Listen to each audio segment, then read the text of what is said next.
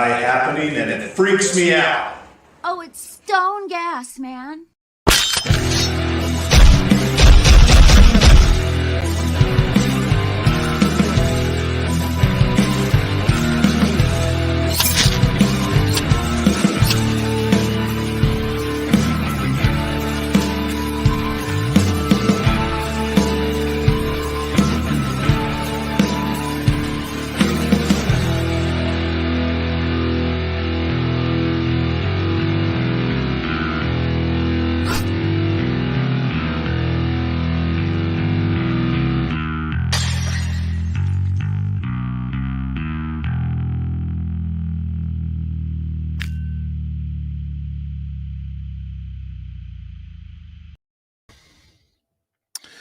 Hello, and we are live. Welcome to episode 18 of Region Free.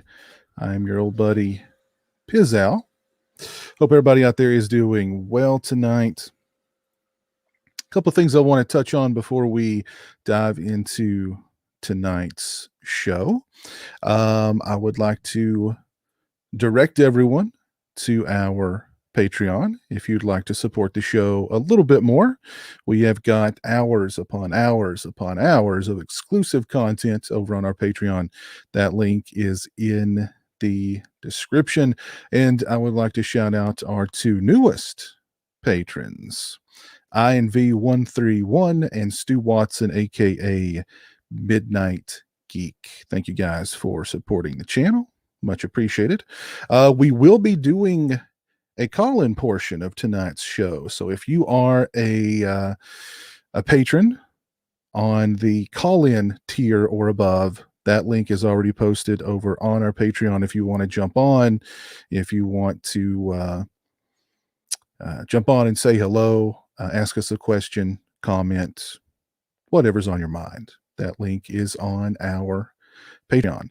So we've got a lot to discuss tonight, and let's go right ahead and get into it. Joining me tonight, I have got Jay the Stingray, live from the McDonald's parking lot. What's up, man? What's up, man? Yeah, you guys want some cheeseburgers or what? Grab me a fish fillet if you don't mind. Filet-O-Fish. McRib's maybe, back. Is it back? Oh, nice. I'll have the McRib. We got it. I don't know if it's back everywhere, but we got it. Come on in. How's Awesome. it going, man? Good, man. Good. How's everything going with you? Good. Very cool. Can't complain too much, I guess, or I guess I can. I'll try. Yeah.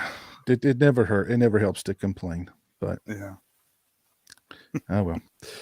Also with me tonight, Christian Hanna, Hira. What's going on, buddy? What's up, Pizzal? How we doing, man? Doing just fine. You?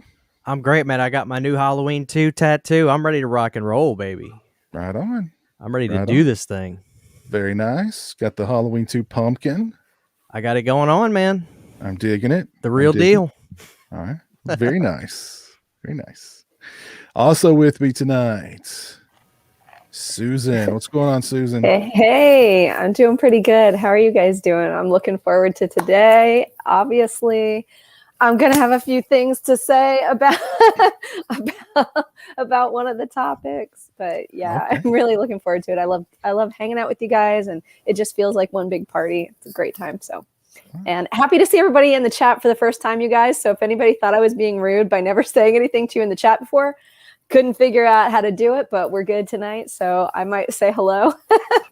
Susan is officially in the chat. So. I entered the chat. But great to have you back. Always a pleasure to have you with us here, Susan. Thank you. So happy to be here. Also joining me tonight, Theo Durant. Google it. Maybe you don't want to Google it. I don't know. Oh, now feel it coming back again like a rolling thunder chasing the wind, forces pulling from the center of the earth again. I can feel it. How are you doing, Piz? Doing good. I've got some what was that live? Lakini's Juice here. Wasn't that the name of that live song? Lakini's Juice or something like that? The bad rock star Snapple, which is actually better than the band ever was. Sorry, my apologies to Poison fans, but come on. So we've had Worst thing ever signed by Enigma Records. So we've had lyrics from a live song, 2 live songs, or no, lyrics from a live song, a reference to another live song, and a Poison reference. We're going downhill clearly. I mean, this is a steep drop off here. Next Any will all moment be. It's going to be like any band that covered Slade that wasn't Slade next. next we'll all be singing 17, and this video will get banned in a second. In immediate. That song didn't age well, did it, Piz? It did not. It popped on.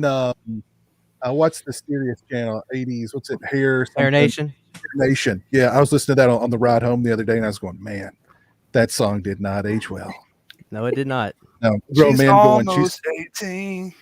A grown man going. She's only 17. She's all I need. I think in some states that's legal, though. Listen. Age of consent in Jersey is 16. In many states, it is. What? Still. Just saying. The more you know. That's the right reaction, Christian. See, I will not be canceled. And you can't cancel Winger. They were canceled long time ago. Yeah. The moment Kip Winger stepped out of the Alice Cooper band, he was canceled. There you go.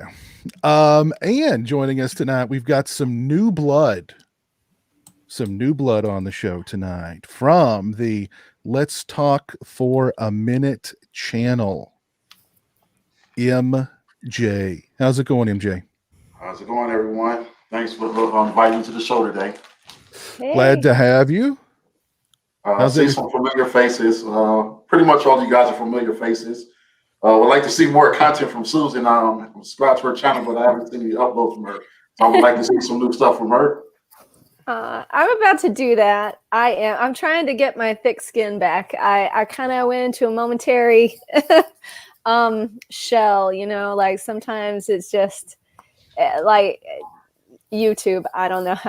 You guys probably know, but unfortunately, yeah. So I really am. I just have to be prepared for the onslaught of negativity that's going to come my way once I work that above you back. So thank you. I appreciate the kind words. I really do.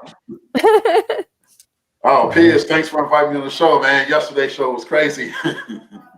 Well, you're very welcome. I have to give props to Jay the Stingray. He said for me to check you out. He thought you'd be a good addition to the show. And I checked out one of your streams, and I said, "Yeah, this is some new blood we need." So here you are. Okay. Yeah. So you came with a Jay the Stingray stamp of approval. So we Stingray's working up the contract right now. MJ, a couple things we need to talk about. I will own. It's kind of like with WWE. I own your character. Everything that you make henceforth, I'll take a percentage of. It's basically the same contract. Vince MJ, listen. You can share my lawyer. We already have him in check. Don't worry. Sign the rider. We'll all be fine. There we go. Or just sell your soul like me, man. To hell with it. Yeah. Why not? Did that way too young. Now I have no bargaining chips whatsoever left. It's a buyer's market. The real fifth Beatle. Mike, thank you for the £5 super chat. Put this toward the Kickstarter documentary. Piz. Oh, cool. Okay. Mike is talking about the mental health and horror documentary that the Kickstarter just went live today. I'll post that link in the chat. Go over and check it out. I'm going to be a part of that documentary, as a matter of fact. I will be doing an on-camera interview. Very cool. And there's a lot of really cool people already on board with that, and a lot more really cool people who are in the work. So yeah, go check out, follow the link there and check it out and see if that's something you'd like to support. Okay. MJ's channel is called Let's Talk for the number 4 a minute. Is that correct, MJ? Yes, that's correct. Okay, that is correct. So check him out. Oh, let's I'm so excited to dive into the topics tonight. Let's see who's with us so far out in the chat. I see Gibbs out in the chat. What's up, Gibbs? I see Cable Channel 11, Jess, Media Dude 95, Apollo Balboa, Dude, Sean McManus, Horror Holic. I see our old buddy Orc is in the chat. Dan is in the chat. How's it going, Dan? Horror Gal is in the Susan she is in the chat. I wasn't lying. She's in there. Big Crack Rock, what's up? Noah Jones, what's going on? Borderline 11. Dave Vanderhoff, what's going on, Dave? The Daily Ghost, hello. Yeah, we've got a pretty lively chat. DJ Donnelly, Bombastic Reviews. Jonathan, how's it going? Yeah, lively chat tonight. So let's go ahead and dive into the topics at hand here. Big news. Halloween Kills, the trailer for Halloween Kills has leaked. It is out there. I have seen it. I think everybody on the panel has seen it. It's pulled. I'm looking it up right now. It's pulled. It's already been pulled. It's pulled. Ooh. Okay. Let me see. I bookmarked it because I wanted to time how long it was going to take for it to get pulled. Yeah. And that was a link you sent me too, by the way. Okay. Then it is it's already a goner. It didn't last long. It get pulled? I'm sure Universal. NBC Yeah. Yeah, Universal. They said for copyright issues. I wanted to find it on another different channel for the trailer, but the one that you sent me, it actually said it was for copyright issues. Okay. Yeah. I didn't think it would last very long. But if you really want to watch that trailer, it is out there somewhere. I'm sure people have downloaded it and it's all over everywhere. So it's out there, I'm sure, if you want to see it. So let's go ahead and start talking about it because it's the hot topic on social media right now. I thought the trailer looked really good. It's way too spoilery. It's way too long, but so is just about every freaking trailer these days. But overall, it looks really action-packed. It looks really violent. There looks like there's going to be a massive body count. And it looks really freaking good. That was my takeaway from it.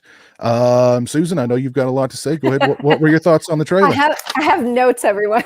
Oh my God. I was serious about it. Okay, well, first I want to say that although I get really excited about trailers, just like you guys were saying, it's not as fulfilling as it used to be to see a new trailer. I hate it when stuff is leaked, even though we know it's going to happen. And I don't like to watch it, but of course, everybody's curious. Everybody wants to know. So we all watch it anyway. I personally, with this trailer, like you said, it shows a lot of violence, a lot of action. It looks really intense.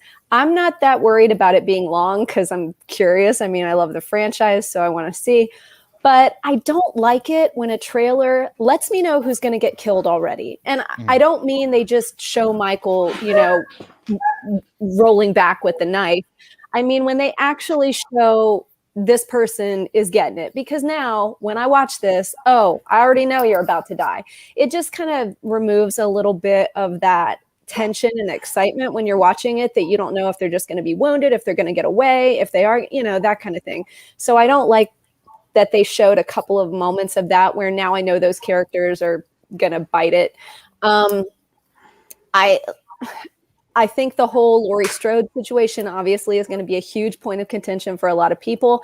I have the unpopular opinion that I feel that I am still unfulfilled with seeing Laurie take out Michael Myers. And I don't want to hear the argument that, how he had to be able to come back and all of it. No, I don't care. Michael Myers has been literally killed, dead so many times, and they figure out a way to bring him back. It would not have made a difference. So I'm still upset over the fact that Laurie Strode spends her entire life preparing for this moment, and then she would be so lazy as to let him get away and not wait until like every portion of him was disintegrated to ashes. Do you know what I mean? Like in front of her eyes. Like, I'm not going to sit there and pull away. I don't care. I don't care if I'm wounded. I want to see this, SOB die now. So I'm glad that they're showing that she is doing something about it. I know a lot of people want her gone, but here's the thing. I want the Laurie Strode good versus evil vindication before you just get rid of her. And I feel like since she is somebody who is very active as an actor, she's in the business, she's still doing things, she's still done this. It's not like we're trying to put her past a time or anything like that. Like let her do this. That's me. That's where I come from. I don't care that it's unpopular. I'm not a big person that cares what other people think. So, except for, you know, I don't like a lot of hate online, like I mentioned earlier, but, but I just feel like this trailer is good, but I wonder what they're going to do now. Also, like, are they going to revamp the entire trailer and change it? They can't really go back on it. You know, they can't step too much they can't go backwards too far because too many people like us have already seen it. So I don't know. I could go on and on and on about like bullet points and stuff, but I've already talked way too long because I'm drinking iced coffee from a wine glass, which is probably not a good idea. So I'll let somebody else say something. But yeah, but the jerk boyfriend all of a sudden in one little scene is supposed to become like heroic. I don't know. I was just kind of over him from the beginning. I don't know. I have a lot. It goes deep with me. I totally agree with you about them not only showing characters in peril where, like, you know, they're about to die, but literally the trailer shows Michael killing several characters. Yeah. Like, why are you like, what? Like, as soon as I see that character, I'm going to know, oh, she dies. As soon as I see that character, I'm going to know, yep, he dies. I mean, I kind of know it's a slasher movie. Most people are going to die, but don't show Michael killing them in the freaking trailer. And ruin the good kills too. There was a very unique, very cool kill involving a rescue person. For anyone who hasn't seen it, I don't want to totally slay it for them either.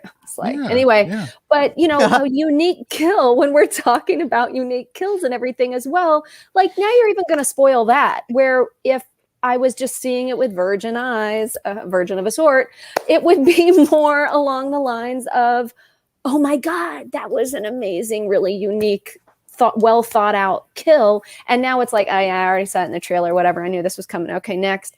It just ruins the excitement of it. It ruins the viewing pleasure. And yeah. Yeah. Well, go ahead, Christian. What were your thoughts on the trailer? Well, I didn't see the trailer, but I mean, I interviewed somebody on my podcast, on my show a week or so ago, Sean Clark, and I kind of know everything already. I don't care to be spoiled, so I know everything. Well, if you get spoiled from that source, though, I mean, come on, it's a little. Well, I can't. I'm not. I can't, higher up. I can't say anything, obviously, and it wasn't on the interview. He was like, "You can't show this, Christian," so we didn't. But I'm gonna see the film. What am I supposed to say? You know what I mean? Like, honestly, at the end of the day, I'm gonna go see it. We're all gonna go see it. I want to like it. If not, oh well. They got another one next year.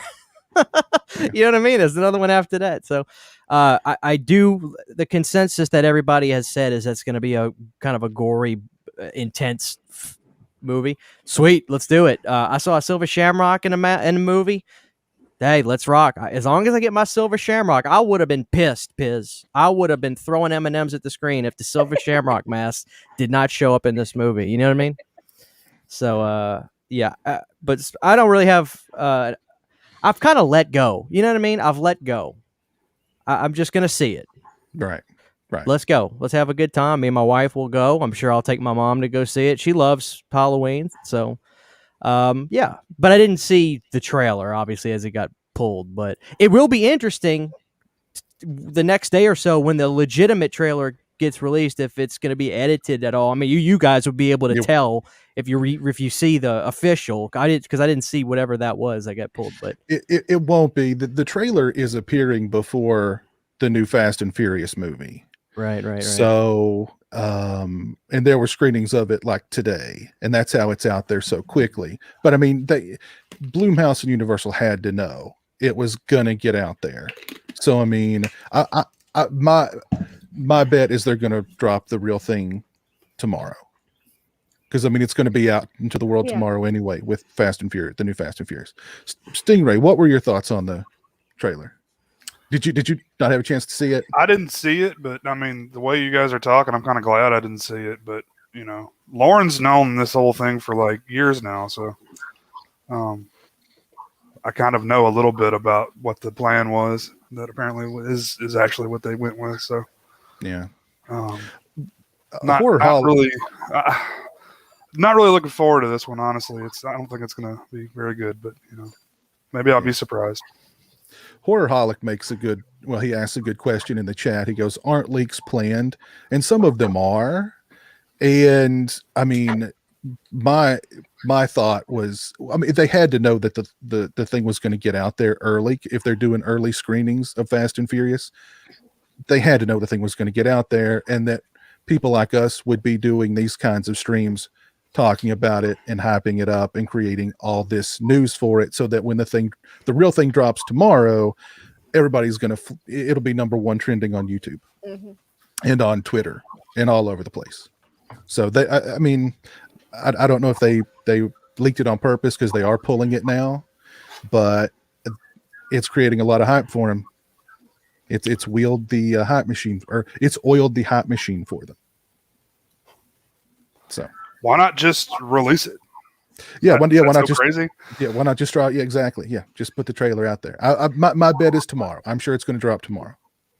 These things are contracted, so especially with the way exhibition works, they consider trailers to be a commodity that have a value. For instance, they're actively promoting that if you want to see the Jurassic Park trailer, you need to go see Fast 5. So there's contracts that are in place for how these trailers spread and what theater chains get a hold of them, what don't. There's a lot of pay for play going on. They usually have made these plans way in advance, and they really can't change anything. So as far as people thinking, will we get a different trailer in theaters and as a real release tomorrow? No. I do agree with you. I think we will get it tomorrow or at the latest Sunday, because I've seen both techniques used before, but it'll be exactly what you saw, except clearer. Yeah. Before I get your opinion, Lauren, I'd like to get MJ. So MJ, what you think? Did you have a chance to see the trailer before it got pulled? Yes, I've got a chance to see it. I was pretty impressed by the trailer. It looks like it's going to be real good as far as, but I do agree with Hannah. I'm sorry, with Susan, that it revealed too much, because from the way I can tell from it is that you could tell that it's going to be bringing some people back from multiple movies. For example, I believe they're going to be bringing Tommy Doyle back into the movie. And I think that they're showing, it's kind of like it's going to be some type of lynch mob against Michael, and like he's going to have to pick off all these people throughout the movie. I think they could have just trimmed it and not showed us all that and let us get the chance to see that. But as far as the overall, I think it's going to be good. Also, Pleasant, I'm good to see that he's going to be in it as well. I'm a huge fan of Halloween, so of course I wanted to make sure that it was going to be worth my time actually seeing it. But I think it is going to be awesome. But I do think that it did just reveal too much in the trailer. And I agree with Lauren as well that because it's already been leaked and certain people have saw it already, they're not going to change it. They're probably just going to dish the trailer out just as it is. Yeah. They're not going to change the trailer. That's the trailer. We'll get different trailers along the way, maybe another trailer or two before release, but that's the trailer that we'll see. Yeah, there's no doubt. Lauren, what were your thoughts on the trailer? My thoughts are, you want your mask, come and get it. Mm-hmm. Okay, so I have a weird history with this film, as a lot of people know. A couple years ago, I read The Treatment, and I'd heard in the meantime that maybe some things had changed. So, and I know some things probably have, minor things, because there were reshoots, and there was some footage shot for the next film that's now in this film. So it's not exactly what I was made privy to, but here's the thing. Watching that trailer, everything was there that I read. So everything that I know is going to be a problem for me was absolutely confirmed. Yeah, it's an action film. It's going to be really violent, really gory, and if that's what you want and that's all you want. But for me, I go back to when I was a kid and I saw Halloween for the first time on television. I did not see a gore film. I saw a subtle, scary film that reminded me of things like Night of the Hunter and Psycho. there was a psychology to the movie, even if the psychology wasn't a portrait of a serial killer as a human being. It was a fear machine. And looking at that trailer, it might as well have been a Fast and Furious film. And I know that's hyperbole, obviously, but everything is so obvious. Ooh, Michael grabs this guy. Ooh, Michael grabs a hold of that and kills a guy with that. Ooh, that's what we're supposed to be excited and go in for? A film called Halloween? Isn't Halloween like the Scary series? Wasn't that the concept at one point? It just disappoints the hell out of me that they've clearly just completely given up, and now it's about, we have a fan base. They'll buy anything as long as a tall guy in a mask is there. And hey, can we get Jamie Lee Curtis to spend the whole movie in a fucking hospital? Because they didn't hate that the first time we did it. So I don't know. I get what everyone's getting excited for, and I pitched this a long time ago. I said when the trailer comes out, people will start to get excited about this movie, even if they're cynical now. But it's gonna play. This is gonna play out the way all the later Halloween films have. People get excited, they ramp it up in their imagination, they talk about it, and then 6 months after it's out, we start coming back to earth. I don't think I saw nothing that's going to change that. In fact, I think it's going to be even worse because I think a lot of the old school Halloween fans will really check out now because it really is just an action film. It's not even designed like a slasher film. One thing that I took away from the trailer too is like, you know, what they did with Halloween 2018 was to say, we're going back to the roots. We're taking out the, you know, Michael's not supernatural. We're taking out the brother and sister thing. It's not going to be the family side of it is gone now, but they just transferred the whole family thing. Now it's Laurie and all her family. And now in this trailer, what was Laurie saying about every time he kills, he becomes stronger. He becomes more evil. He is the embodiment of evil. And I'm going, okay, so now they're making him supernatural again. Everything that they said that they were going to remove from the film when they brought with 2018. They basically, I mean, they might as well throw Danielle Harris in here and the Man in Black in Halloween Ends. Let's go. You know, let's make him full. I mean, he's supernatural now. Every time he kills, he gets stronger. What? He becomes more powerful. What's that about? Well, what happened was when they were getting ready to do this film, they were asking John, what should we do? And he goes, let's get a case of beer and figure this out. I mean, I get it. I mean, Michael's what, 80 years old at this point? 78. He just got, you know, his hand blown apart. He survived a house fire. He's killing people with one hand who are much younger and stronger than him. Okay. But I mean, every time he kills, he goes stronger. Well, all that was they only had a limited amount of days with Jamie Lee Curtis, so they filled her dialogue in the hospital room. And what do you have her talk about? You have to give her the Loomis speeches, and that's what they did. It's just a Loomis speech again. Yeah, it's so lazy. They could have just made her comatose the whole time, like they did in the original Halloween too. Yeah, well, I'll tell you my biggest problem. Okay, so I rewatched 2018 about a month or so ago. Who the hell in real life actually says, hey, grandmother, come here? Who the hell calls his grandma? Meemaw, Mama. Come on, Piz, you're a Kentuckian. Mama, right? Mama. Yeah, nobody calls their parent or grandparent that unironically. I mean, Susan, I don't know out by your neck of the woods if y'all actually say grandmother. Do y'all call each other grandmother out there? You say grandma. You know what I mean? I mean, what the hell? I don't know. I mean, I've always said grandma, but who says grandmother? Like know. whoever wrote that on paper needs to be slapped. Silly. Grandmother, come here, grandmother. It doesn't make sense. I can't even say it without laughing. Christian, if that was your biggest problem with the film, you had a way better experience than I did. Well, it wasn't at first. Now it is because I'm like, that is, to me, it's laughably bad. Nobody actually says grandmother in real life. Yeah, that's laughably bad to me.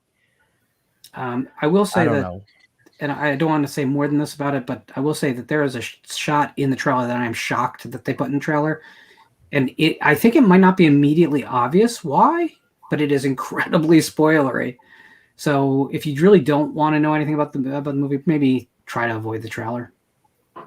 I posted a poll in the chat, and 39 votes so far. 65% thumbs up for the Halloween Kills trailer. Now, let's see what I can do about that. 35% thumbs down. And it seems like I'm just scrolling back through here. Most of the people who've seen it say that have positive things to say about it. Some people are like, yeah, you know, I'm still worried, but yeah, I thought the trailer looked really good. I thought it made Halloween Kills look good. Just too much, too long, too spoilery. But I don't know. I think we're all gonna watch it here. If the trailer was just you know, I don't know, Michael jumping rope, we're still gonna go watch it, because I mean it's Halloween Kills. We're gonna go watch it. So I don't know. One thing that does really irk me about the fact that they wanted to retcon all the sequels is how often they reference the sequels in these movies. Even in the trailer, how many there were the Halloween 3 references all over the trailer. There was the witch mask and the pumpkin mask, and you know what I mean. So it's like, yeah, we're going to pretend like these movies don't exist, but we're going to constantly remind you that they exist. I don't know, that kind of irks me too. Any other thoughts on the Halloween Kills trailer? I know, Susan, you said you had a lot. Anything else you want to add to Halloween Kills? I just want to add, whoever I offended in the chat, if I was giggling or laughing while anyone was talking, he was messing with you. I know that guy. He was. I am a nervous laughter type of person. Susan, I'm offended that you would laugh while I'm speaking. Susan, we're no longer talking. We're not friends. I don't. You guys, I'm so new to this. I don't know. I'm so sorry. I tend to giggle or laugh when I'm either nervous or happy or excited, really anytime. But I don't know how it's reading for everybody else audibly and stuff like that. And I'm using this. I should have gotten my other Yeti and all that stuff out. So I am so sorry. I don't mean any offense. Susan, I want to translate. I want to translate anything that Off the Grill says to you tonight. Oh, okay. It's I eated the raisin. Period. Yeah. Just read I eated the raisin, period, and you're good. He was totally kidding. Trust me. He likes you. He was totally messing with you. Oh, okay. Well, I just, you guys, I'm like a guppy. I'm just trying to swim around and find what I'm supposed to do. So yeah. But honestly, there's a lot. Like, I'm not going to take up super amounts of time with this, but I could go deep with the Halloween Kills trailer situation. And I think that John Carpenter, part of the beauty about Halloween 1978, the original, is that your mind and your imagination, just like when you're reading a book, that can do so much more than what they can even translate on screen. And they didn't have to show you everything for your mind to feel like you saw it. Jamie Lee Curtis gets, the knife in the arm, and there's literally no gore, but you feel like you saw that when he, impales Bob and that sort of thing. And I feel like there is some magic to keeping some of it, mysterious and unseen, and letting your imagination do the work. And I kind of feel like society is going in this direction where everything has to be just completely laid out on a platter in front of someone, and then they're going to complain about it all, and everything is offensive and problematic. And the reality is that if they could simplify that, I think it would actually speak volumes, and it would actually make it more pronounced and more, I don't know, just I think that it would do more for it than just constant gore. I mean, that's fine. I don't have a problem with that, but I just feel like as a franchise, and they're trying to basically skip all of these and go from here to here, right? So if they're doing that, I just feel like there's a certain essence that some practical effects that are more simplistic could open up the mind more. And like Lauren was saying, bring in that psychological kind of terror aspect of it without having to label it as such and that sort of thing. So yeah, I do have kind of concerns that it will just be too much of just an all out like gore fest. And again, no offense to those types of movies. Obviously, it's just that this was supposed to be born from a seed of a more simplistic, imaginative place where you could let your imagination run wild with it, as opposed to how can I let my imagination run wild if you've shown me absolutely everything, you know? I mean, that's all. That's all. Yeah, no, I feel you. And I want to send a warning out there to everybody. Orc is going to be monitoring the chat, and any slip ups will be dealt with. You're giving Orc that kind of power? Listen, we don't have a chat anymore. Even any grammatical issues, Orc is just done. You're done. Wait, how is Orc going to know a grammatical issue? We're talking about Orc here, okay? Any kind of slip ups, any kind of slides, Orc is on it. Boy. On it. Boy, exactly. Boy, he's on it. Boy. So, all right. Halloween Kills trailer, the leak. Wow. Lots of, was there anything you liked about the trailer, Lauren? Did anything excite you about the trailer?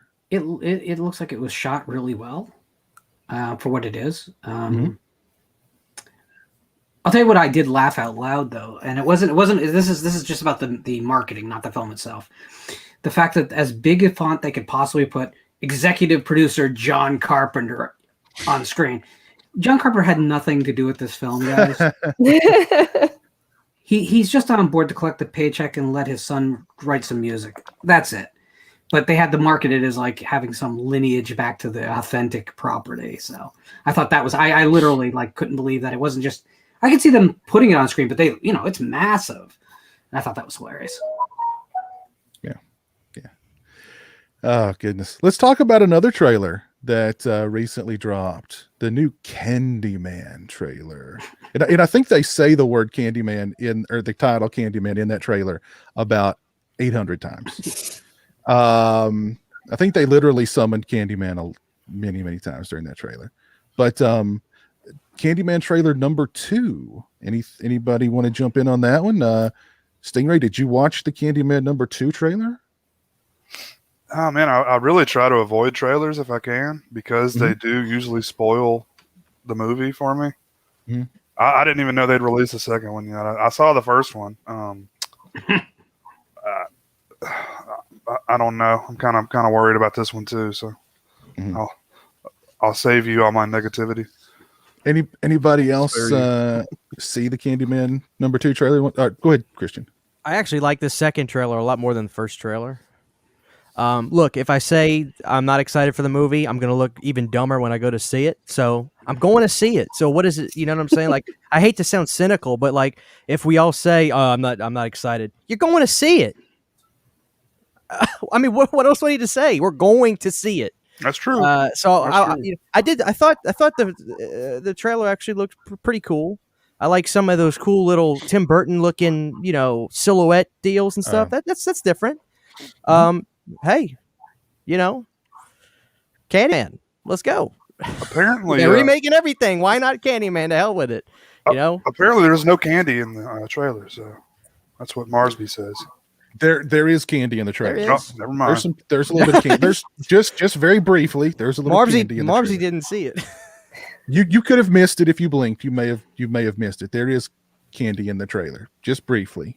The trailer for me, pretty much everything that I'd heard about the movie spoiler wise has been absolutely 100% confirmed.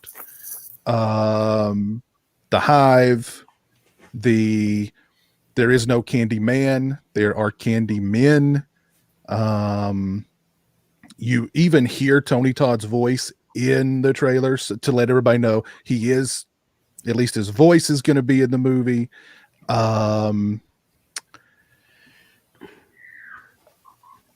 Is this like a Cult of Chucky scenario we've got going here? It is. Oh God, that sounds awful. Sorry. It does. Yeah. What I've heard about the movie just really doesn't sound good. And I mean, really, I think any hardcore fans of the original Candyman are going to be kind of just, I mean, Tony Todd is Candyman. And then they're going to be like, well, no. He's just one of them. Let me give a shout out here to Nico. Nico, thank you for the $10 super chat, sir. Gonna hit the gas station for cheese puffs, but I'll be back to class in 15. Hey y'all. All right. We'll just pause for 15. We'll wait for you to get back. Let's just pause. All right. Let's take a break here. Let me find something to fill in the gaps here. Everyone just play on your phone. I'll just keep repeating this over and over again until Nico gets back.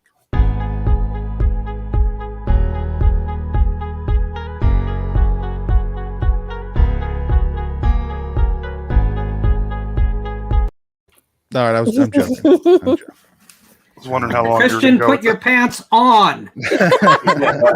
Brother, I don't have any on already. We started. You never know. When I film my videos, I don't have pants on. You only see. I'm pissed. When you do your videos like me, you don't see my waist down. You don't know what the hell is going on down there. Nobody knows. Except for that reflection behind you in the frame. That's true. Candyman. I thought the trailer for number 2 trailer for Candyman looked okay, but it confirms a lot of the things that I'd heard about the movie that I think are going to be problematic, to use that awesome word that gets thrown around a lot these days. Problematic, especially if you're a fan of the first film. But I don't know. I did kind of like the sense of humor that the trailer had. I don't know if there's any of that in the actual film, but I don't know. We'll see. And they used the original Philip Glass score in the trailer, which I think this was the, if you're a fan trailer, this is for you, because they're not using Philip Glass's score in the movie, from my understanding. And there was all that talk of, well, Tony Todd's not going to be in the film. Maybe his voice will be in the film. But now they're like, here's the trailer with the Philip Glass score, and you hear Tony Todd's voice. So, if you're a fan of the first film, we got you covered. Until you sit down in the theater and actually watch the thing. Actually start watching it. Yeah. MJ, what were your thoughts on the Candyman number 2 trailer? I was actually skeptical before I watched the trailer. I thought it was just going to be a complete knockoff or not have any relevance to it.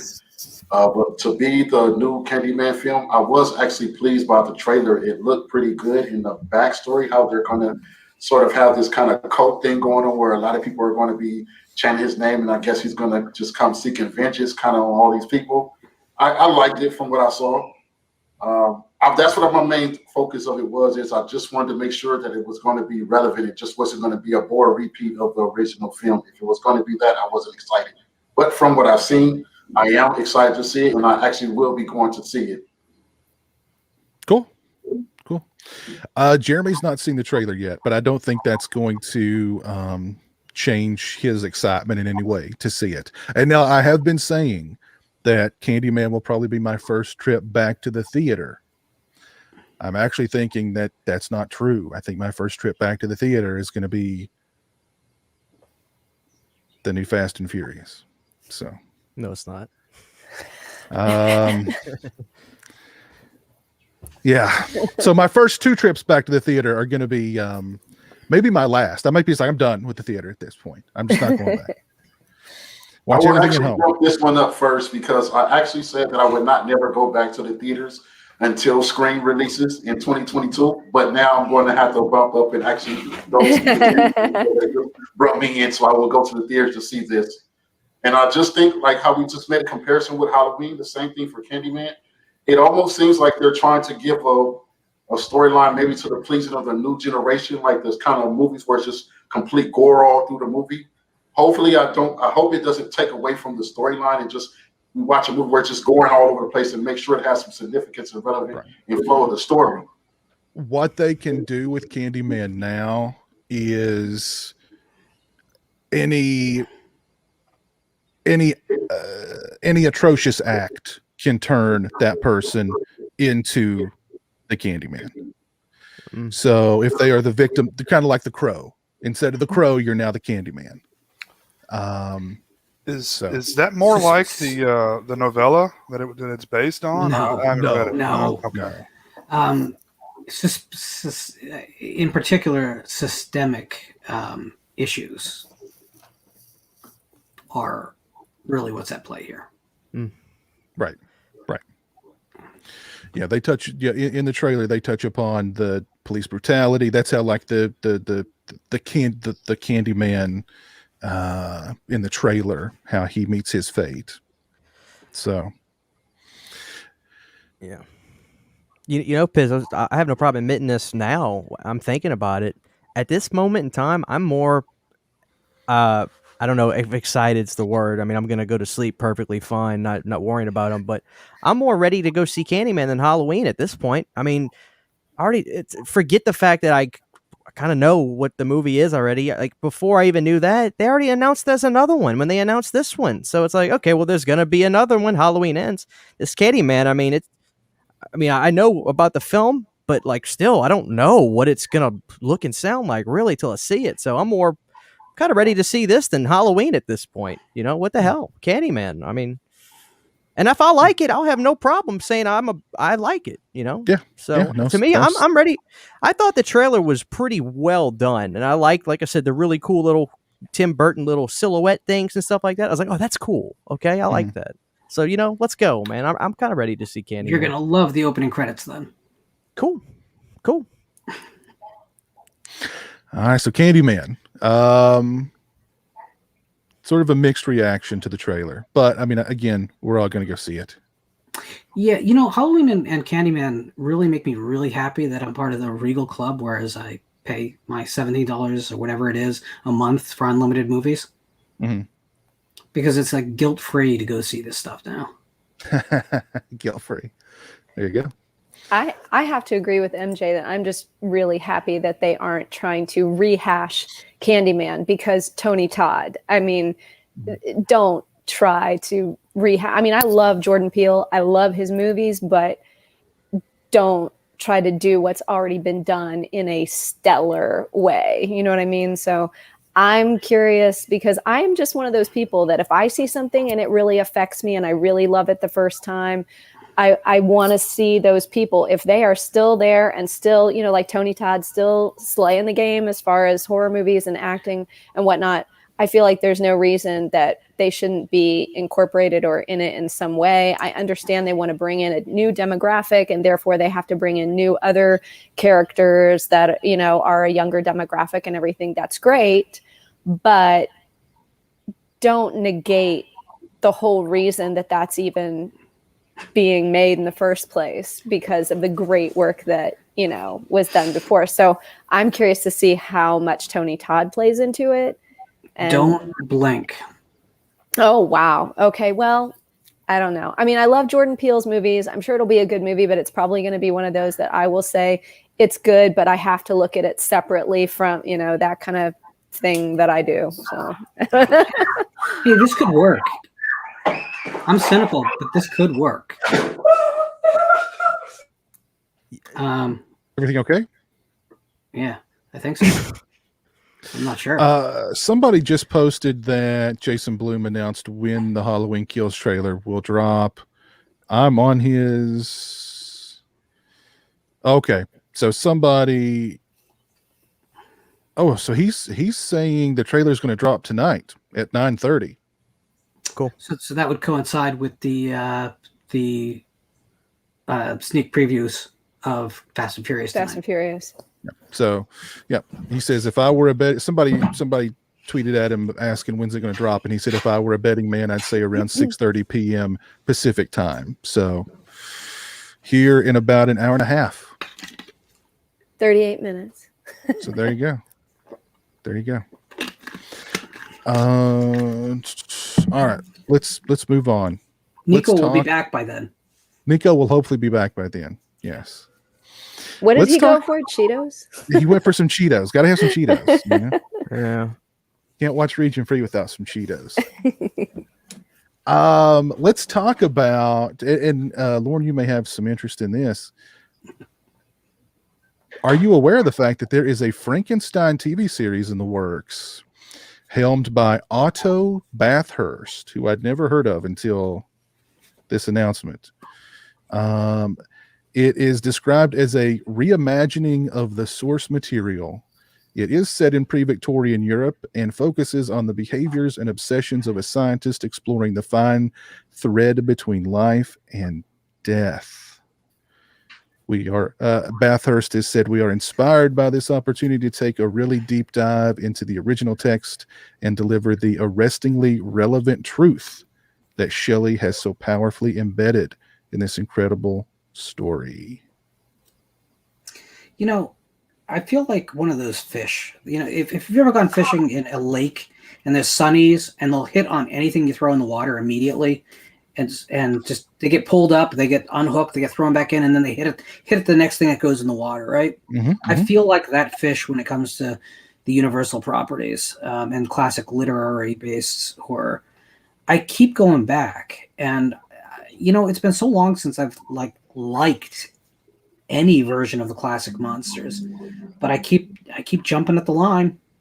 I don't know. There's always a Frankenstein being made either for film or for television or for stage. There's always a Dracula being made for film or television or stage. You know, I can't get excited anymore until I see something, and hopefully it breaks the awful legacy of mediocrity that's existed since probably I was born. I don't know. Did anybody watch Penny Dreadful? No. I started watching the first 2 episodes, but I just really couldn't keep up with it. I wanted to stay with it, but it just wasn't good enough for me to keep going into it. Or maybe because there were other series going on at the time, so I didn't really get a chance to really get into it. But I did see the first 2 episodes. Stingray, you were nodding your head. What did you think of? This is the show that got canceled a few years ago, right? Yeah. Yeah, I think they did 3 seasons. I think I saw the first 2. Okay. I liked it. I didn't love it. I wanted to like it more than I did. Okay, because that show was kind of like the League of Extraordinary Gentlemen, but taken very seriously. And they brought in vampires, and they had Frankenstein, and you know, they had werewolves, and they had everything in that show. And I thought I'm only about halfway through the first season, but I thought what they're doing with Frankenstein now is kind of interesting, because at this point Frankenstein is aggressively pushing for his maker to make him a woman, to make him a companion, and I'm sure that's not going to work out, but that's the point where I'm at in the series right now. Anybody excited for a Frankenstein television series? Woo! Christian is super stoked about it. I don't know, man. I mean, I think it's still kind of cool that those they're still doing like the original monsters. Like, to me, it's a little bit different from like the slasher stuff, because we're not too far removed from the 80s. It feels like, but like, I never want to see those monsters die. Like, I want, 100 years from now, kids to still be like, oh, Dracula and Frankenstein. Yeah. And whether it's movies that does that or just marketing and stuff all the time, I don't know. Doesn't upset me. I'll probably check it out. Doesn't it say something, though, that every Halloween you walk into a Home Depot or a Lowe's or whoever has the contract that year, and the Universal monsters, as we know them from the 30s and early 40s, are still being represented on things you'll buy merchandise, but you don't really see any of the recent variations have any relevancy, any kind of legacy beyond that. I think you could make any of this great. I think you can make anything great. You could make a great Candyman or a great Halloween Kills. It just probably didn't happen. But you could make great anything.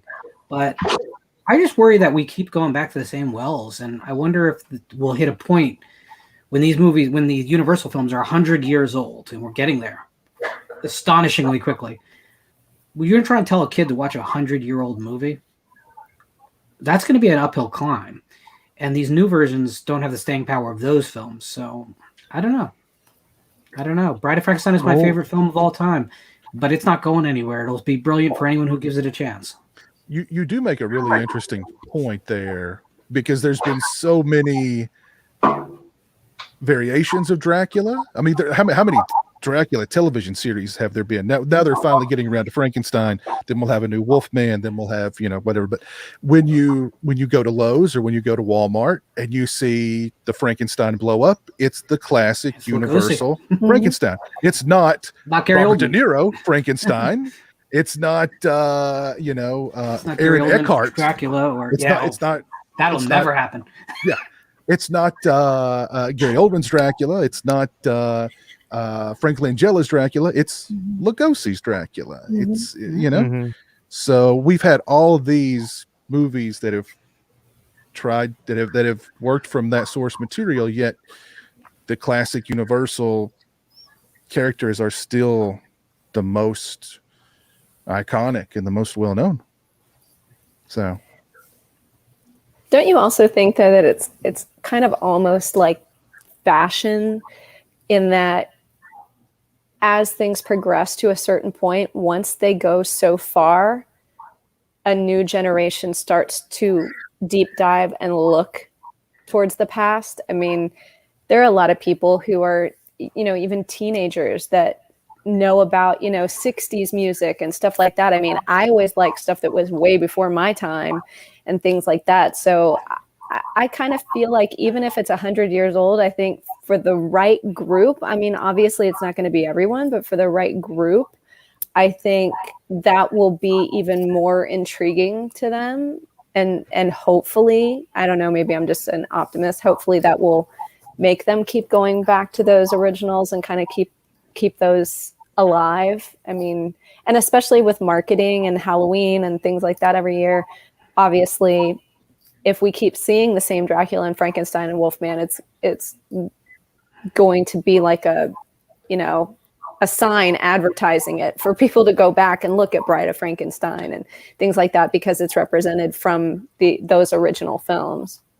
I just feel like the bar is so high, though. That's the real problem here, because we're not just talking about popular films. Mm-hmm. We're talking about stone cold film classics here. Right. In the case of Bride of Frankenstein or Dracula or The Invisible Man, James Whale's Invisible Man, that is. Even Creature from the Black Lagoon, which is quite a bit later. You're talking about films that stand up against anything from their era, regardless of genre. So if we're going to do this, that's the standard. You have to make a film that's as good as anything that exists now, or else you're doing it a disservice. And it's just a really high bar. And I don't think that's a bad thing, but the studios, I don't think, are living up to the promise of that. Yeah. I mean, Benicio del Toro is not the Wolfman, right? To anyone. No one's going to say that's my Wolfman, right? no, I don't think so. Maybe Jay. A little nervous. No. The only thing interesting though, Piz, and this is nowhere near as high of a caliber of a as like the Universal monsters. Bill Skarsgård's Pennywise, you could argue, has kind of stood in front of Tim Curry's. Like that Pennywise is now like the pop culture Pennywise. You know what I mean?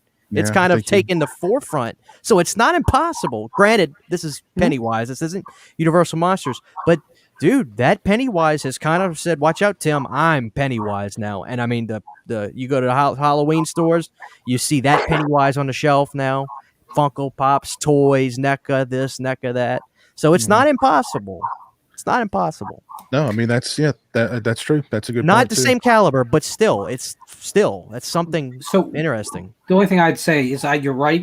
Absolutely, Christian. That goes back to me saying anything can be made great. Anything can be made perfect. But the difference there is, if we're being honest, that the TV miniseries version of it was not great to begin with. We have nostalgia for it. Yeah. But it's kind of a mess. So Tim Curry's the best thing about it. But the difference is that first It feature film is pretty great. It's the best version of that story, I'd say, including the novel.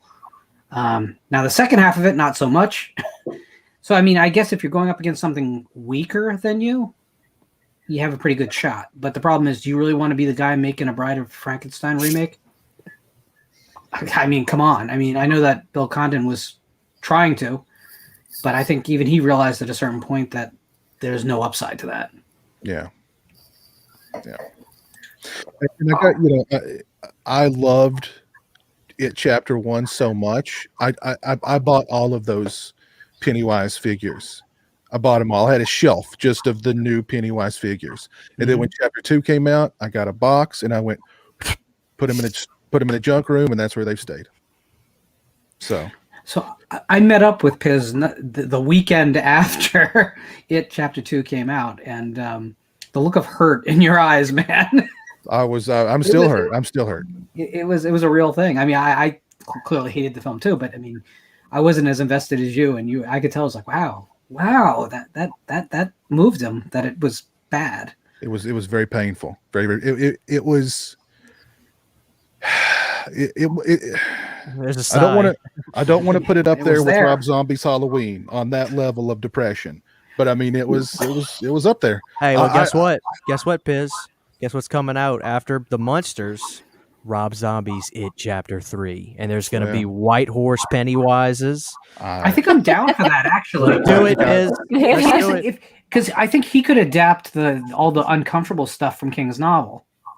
It'd be fun. Yeah. He's not going to. Yeah, he's the candidate. So let's do it, Piz. Yeah. That's what I had. The new It movie with the new version. I thought that it was an actual good movie for just something good. You want to watch a good horror for good. It was good. But what had me so kind of frustrated is I'm like, the storyline they gave us from the characters from the original series, and they gave us a different version of Pennywise. I'm like, if they were going to do that, shouldn't they have gave us the same type of characters that matched a younger version of Pennywise? Because from the originals, he was an adult. Pennywise was an adult in the whole complete series, and then when it got to the new one, they made a young Pennywise with the same characters. I was like, that's where they missed me with that. But it was a good film, though. It was a good film. Yeah, I just thinking about it chapter 2, just it's really knocked me down a couple pegs. So let's move on. Let's move on. Lorna, I know you've got a topic you'd like to discuss tonight. What have you got? I do have a topic. So, all right, but I'm going to need to, because this is going to be a little bit of a workout. So, eco-horror is a branch of the horror movie tree that reached its height in the 1970s. There were these, there was the time of crying Native Americans on television commercials and magazines warning of a coming ice age and 3 Mile Island. Sure, the 1950s gave us all manner of nuclear-irradiated insects the size of Macy's Thanksgiving Day Parade balloons, and of course the big guy from Japan. But it took a couple decades, really, for the eco-horror to grow up. It took a little while for the movement to go from being an excuse for gigantism and monster movie matinees to something genuine for the exploitation fodder of the moment. Frogs, Night of the Lepus, Grizzly, Kingdom of the Spiders, Long Weekend, Jaws, Piranha, The Swarm, Prophecy. I mean, if it could scamper out from under a leatherleaf fern, it was likely to kill you in 1979. And yeah, we squinted at the skies in the 80s, hoping to catch a glimpse of Halley's Comet through the hole in the ozone layer that was bought and paid for by Aquanet. But there were more eco-horrors, Alligator Chud, The Stuff. But there's no denying that the Earth's best revenge films were behind it. Or were they? This year, 2 remarkably similar films came to cinemas with very, very, very different results. In the Earth and Gaia both cast Earth itself as the antagonist, attacking humanity with her own leafy tendrils, no longer subcontracting out the work to woodland animals and atomically charged bugs. Structurally and thematically, these 2 movies mirror each other to a degree that would make Deep Star 6 and Leviathan envious. And yet, well, In the Earth is a sparkless slog punctuated only by a couple of cool gore effects, while Gaia is an endlessly absorbing downward spiral that had me captivated for the entire runtime. It's in theaters right now. You should go see it. But what gives? How can 2 films so similar on the surface be so fucking different? It comes down to this. In the Earth feels preachy and self-important, not to mention having enough cheesy out-of-the-box lighting effects to qualify as a Vegas nerve stimulation machine. That's the medical device they use to induce epileptic seizures. It feels endless and pompous and dull and boring, and my ass hurt simply watching the film. And this is a film with massive graphic damage done to feet, shown in an extreme close-up. Dull is the last thing I should have found in the film.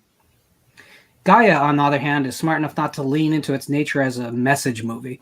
Instead, the horrors of being attacked by spores and fungus and people mutated into freaky mushroom men is played completely straight.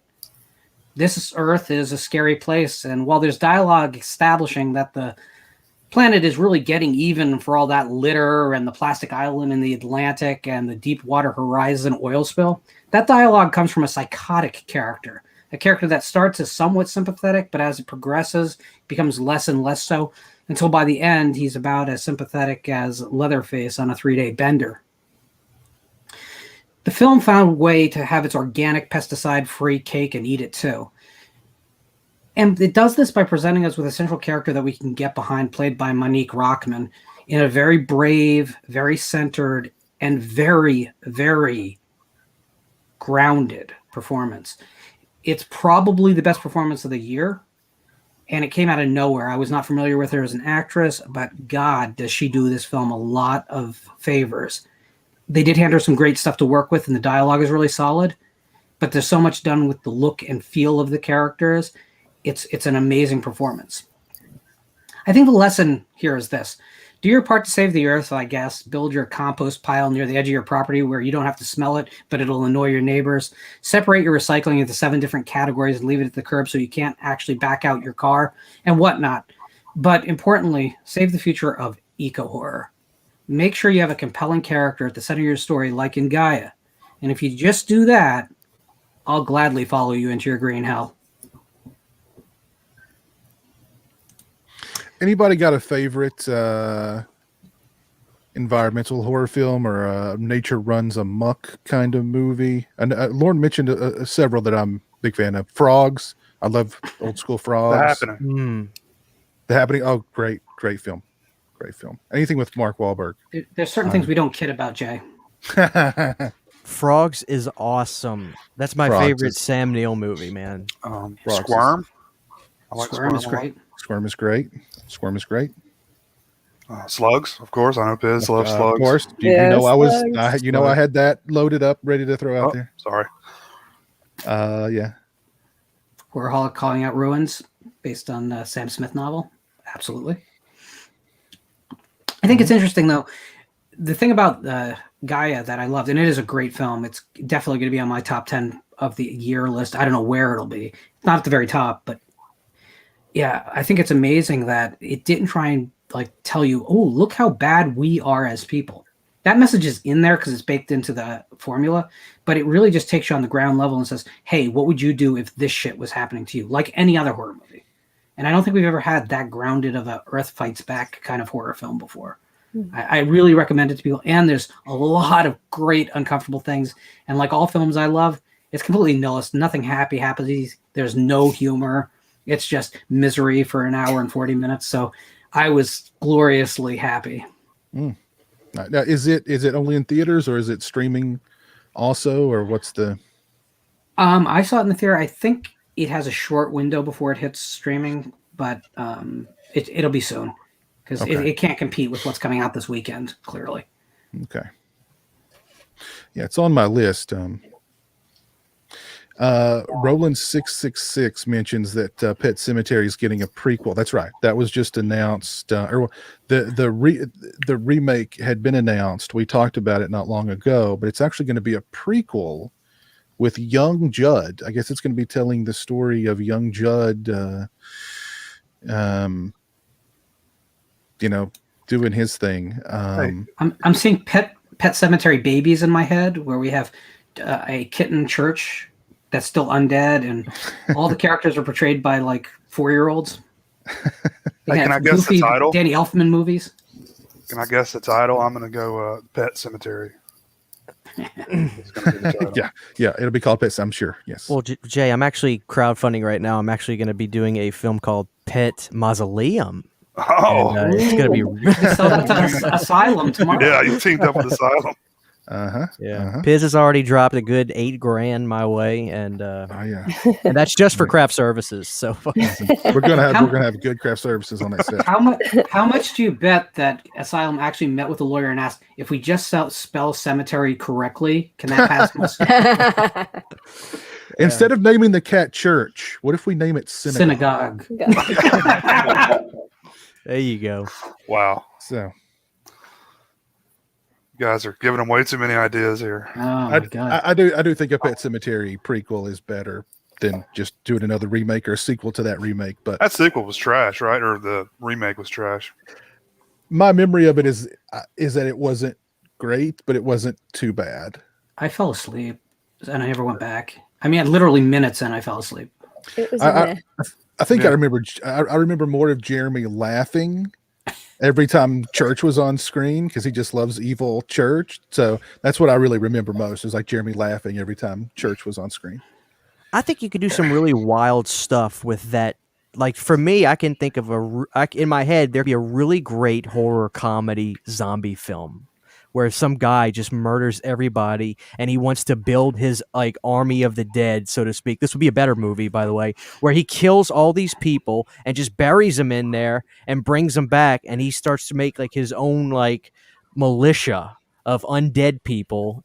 And I think, but they would never do something like that, but go wild with it. Go left instead of going right. They're not going to do that. That almost sounds like the unproduced, what was it called? It was a John Carpenter movie written by the guy that wrote Lethal Weapon, and it was going to star Kurt Russell. What was it called?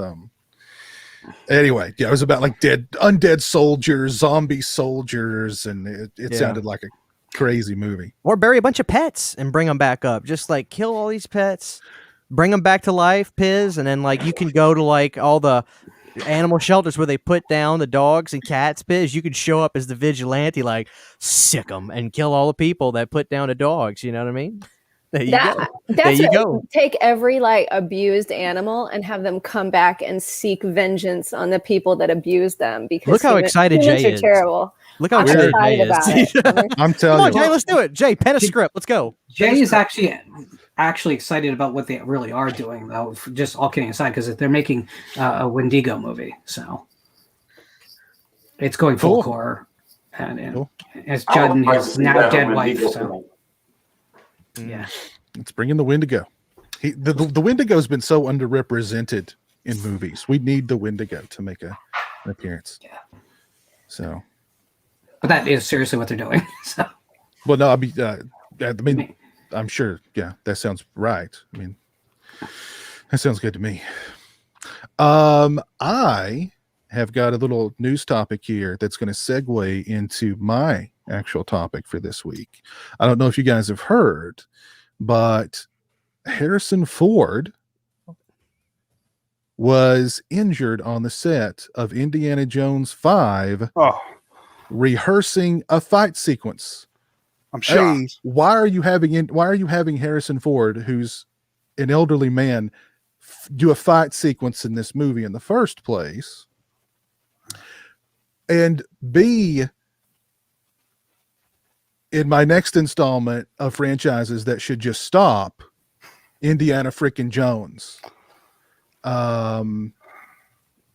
Just keep him away from airplanes and he'll be How old is Harrison Ford? Let me look this up here. 90. And I know the whole point of this. He's 78 years old. 78? Really? You're having a 78-year-old man do a fight sequence in your movie, and he got hurt. The real tragedy. Go ahead. Piz, the real tragedy is he'd be age appropriate right now to do an Air Force One sequel. There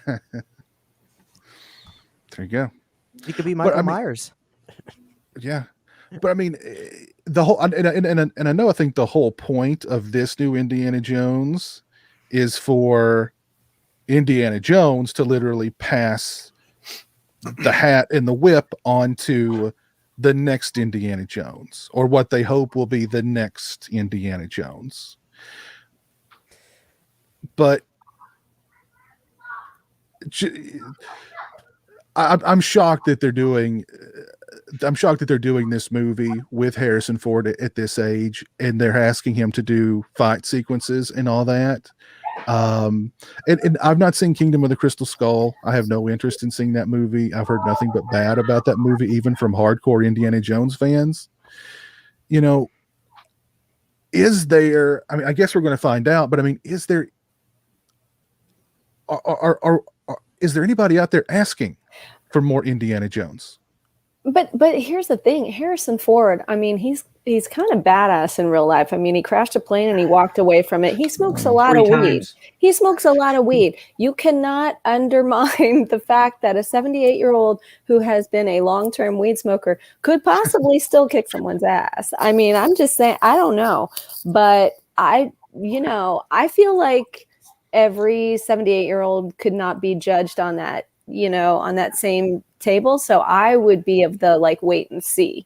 I'm not trying to sit and just be ageist, like a chronological number means he can't pull this off. Maybe he can, maybe he can't. And how many actors that are a lot younger have anybody else doing their stunts for them anyway? So yeah, maybe he's trying to prove something here. I don't know.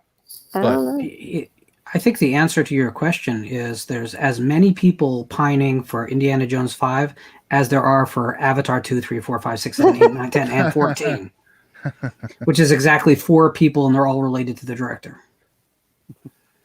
I mean, I do agree with Susan. I think for the fact of just Harrison Ford himself, he's a major icon, and even if we maybe possibly don't want anxious to see another Indiana Jones, but just him being in it, everyone is going to watch it and probably enjoy it because he is a badass actor. It's not pretty much nothing I've seen that he hasn't been badass in it. So I think just him himself would make the movie still good anyway or watchable.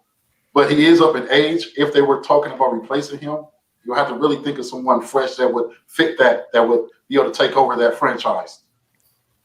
But I'm excited to see it though. I mean, it's something it's not some wow, I want to go see that, but I would watch it with Harrison Ford. I would watch it, but I would be curious to see how he would perform at the age he is right now. And I get that.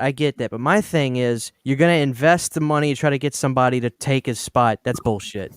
Invest $50 million in a good script, for God's sakes, and invest in something that could become something big and somebody new can become a star. Nobody's going to replace Harrison Ford. Are you kidding me? Yeah. Who's gonna replace Harrison Ford? They'll. Look at Stallone. He did his Expendables. He had all these people. He was going to push Ronda Rousey. Well, when she got beat, no one gave a crap about her anymore. Number one. So, I mean, it just doesn't work like that. You have to do something original. It just seems like for God's sakes, are we gonna start pulling these guys out of the casket in 20 years?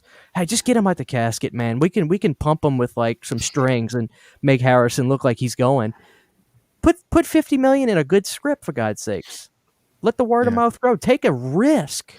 You got to think, Piz, all these round tables. Okay, we're going to do another Harrison Ford Indiana movie. We're going to put all this money into it, blah, blah, blah. We should get these returns back, blah, blah. Everything is so finite now, what they do in these studios. Take a risk. Put money in a good script, for God's sakes. Nobody's replacing Harrison Ford. So if they try to do that, they'll fall on their face. I don't care who it is. And it's not because they're not talented. It's just nobody's. Indiana Jones is Indiana Jones is Indiana Jones is Harrison Ford. Is Harrison Ford, yeah. And I wonder what the plot is to where, what makes him want to strap everything, the leather jacket and the hat and the whip. What is making him want to come out, to do that again? And millions. No, I'm talking about not with Harrison Ford, but the character of Indiana Jones. I mean, millions. Probably something with a grandson. Probably something with a grandson or something. I mean, I'm just saying that's it. Nobody can think of original stories anymore. They all want to go, like Christian said, off numbers, and they just want, okay, this is what this did. So if we redo this again in a different way, we can expect this. Nobody wants to take a chance on anything that's new or original or inventive. Well, the big studios does. There are so many talented people out there. It's these studios, these big studios that won't. I mean, it's just a shame. They But when refuse to do it. when they're spending $120 million making something that should cost them about $12 million, Mm-hmm. Yeah, then that's why they it's can't got take to be chances. finite. But I mean, 30,000 pieces of fiction are published on Amazon a month. Think about that for a second. There's no lack of new material. I hate when people throw that out there, and you didn't, Christian. I'm not saying that, but there's plenty of material. Hollywood is so risk adverse; they can't even look at any of it. Yeah, that's what I'm. Yeah, that's our argument. Just to clarify, Yeah. that is my argument. My argument Yeah. isn't that there aren't a ton of extremely talented writers and actors and everything, but it's just that they will not give any of that a chance. So there is no more unique script. There is no more. There's no such thing as a fresh new idea or fresh new actors, because they keep jumping and going to the same pool over and over and over, and even though it's played out. So it's not ever nobody is utilized.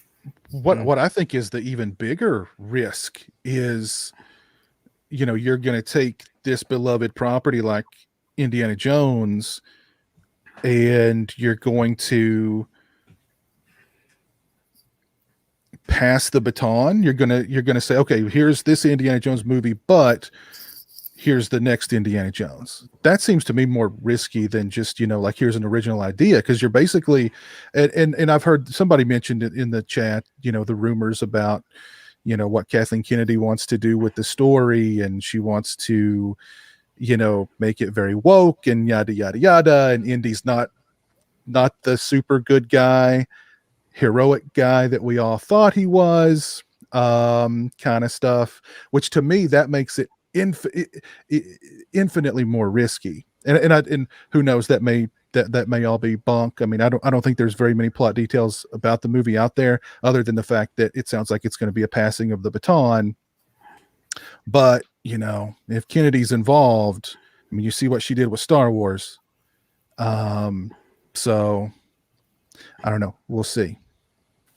If they do try to say something about, in between Raiders of the Lost Ark and Temple of Doom, Indy slapped around a couple of girls. He slapped around a woman or two. You know what I mean? Just to say, well, he's not that good.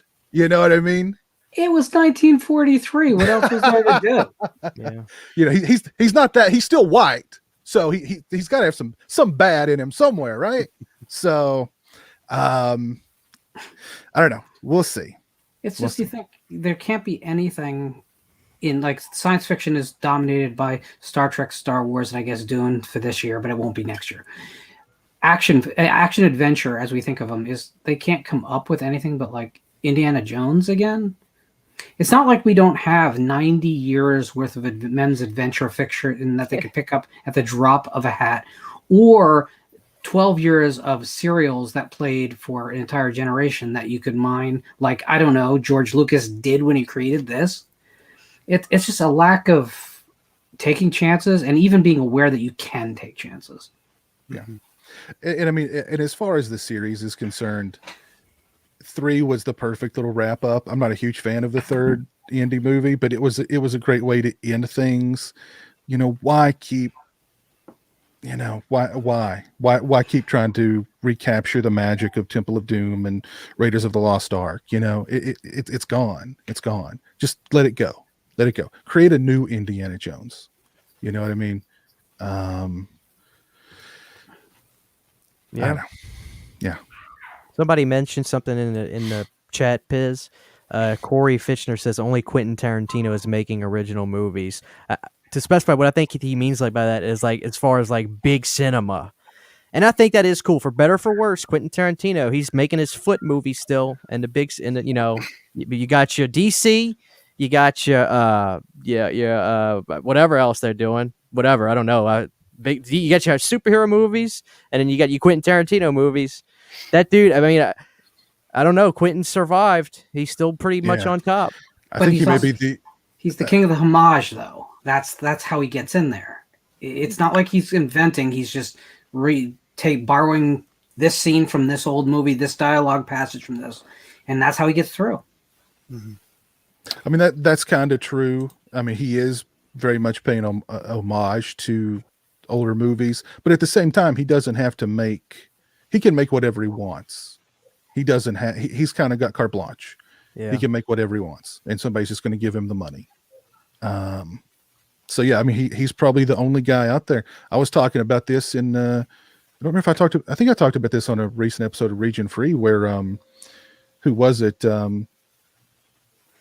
Frank, what's the Mist? Darabont. Frank Darabont. He's working on a project that Stanley Kubrick that wrote a treatment for. He wrote a screenplay based on a Stanley Kubrick treatment. He's got Ridley Scott on board as the producer. So you've got Kubrick, Ridley Scott, and Frank Darabont, and no major studio will touch it. There we go. There you go. Yeah. Yeah, Frank Darabont's had a rough time. He has. Poor Frank. He's done really good stuff, but like people just, I don't know, you know. I rest my case. That's why if Gaia is playing within a radius of your house that you can make happen, go support a small independent film that deserves your eyes. There you go. Screw Fast 40 or whatever is in theaters this week. There you 43, actually. 43. 43. Are any of you guys tired of the Fast and the Furious films? Do you guys think they should just stop it or keep going? I was never not tired of the Fast and Furious films. Same, Lord. MJ, I can answer your question, MJ. If people stop watching them, they'll stop making them. But people keep watching them. That's true. Bottom line. That's true. People keep. I mean, those things are. This is the 9th one, and there's still huge hype and excitement for it. So I mean, something about those movies have clicked with a lot of people, and that series has a diehard fan base, man. Because that series at one point was almost over. I think it was like the Tokyo Drift or whatever that had none of the original cast members in it. That movie tanked, and they go, okay, we're bringing everybody back. But wait a minute, the one character's dead.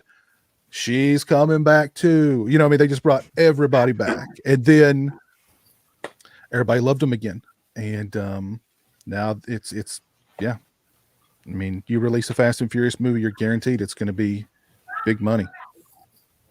It's the power of Vin Diesel. Hey, True that. I notice I hear a lot of people, they always talk about the Fast and Furious. Everyone that comes out, they keep saying, oh, well, hey, this is unbelievable. Now they're flying cars. Now they're doing this, et cetera, et cetera, et cetera. But as you guys said, people are still watching them. So obviously you're getting something out of it. I haven't seen the last couple, but it's dumb fun. I'm fine with it. I like movies like that. I mean, we don't really have our, the 80s action movie staple anymore. It doesn't exist. It's right. That now. It's got to be, $200 million budget, whatever. Just ridiculous thing. But I did hear something funny. I did hear that there was a lot of heat between Vin Diesel and The Rock because Vin Diesel tried to give The Rock acting lessons on the set of one of those movies. And I think that alone is hilarious. Vin Diesel was saying that The Rock can't act and was trying to give him acting lessons on the set of one of those movies. I can only imagine, man. All those people have such huge egos. John Cena's in this new one too, I think. It's Vin Diesel going, bro, you can't act. Let me give you lessons. Really? It's a master thespian to another master thespian. The Rock at least has charisma. There's no doubt about that. He has charisma. I think both guys work fine in projects that are tailor-made for them, but neither one of them has any range. So apparently, you didn't see what was the movie with The Rock where he was like a babysitter? Pacifier. The Pacifier. Apparently, you didn't see The Pacifier. Well, that's some range right there. Because do you think I saw The Pacifier? Is there a part of you that thinks? Why do you have a Pacifier poster behind you? You mean the one on fire? That's it to symbolize your burning love for that movie and The Rock. Jesus. Jay, did you see The Pacifier? No. It doesn't matter. Okay, I'm sorry I got us off on that little tangent. Christian, I know you've got a topic you want to discuss this week. What's up, man? Well, the other day I was messaging you guys. I'm a big poster fanatic. I like getting prints and swapping them out and changing them out. And I just love posters, right? And I was wanting to just talk about your favorites, everybody's favorite, most like iconic posters. I have a couple I was going to list off that I love. House on Haunted Hill, I think, is a classic poster. Maniac from 1980. It evokes so much terror when you look at it. This movie's gonna be bloody. Oh, Maniac's great. Yeah. Jaws is obviously about as iconic of a poster as you get.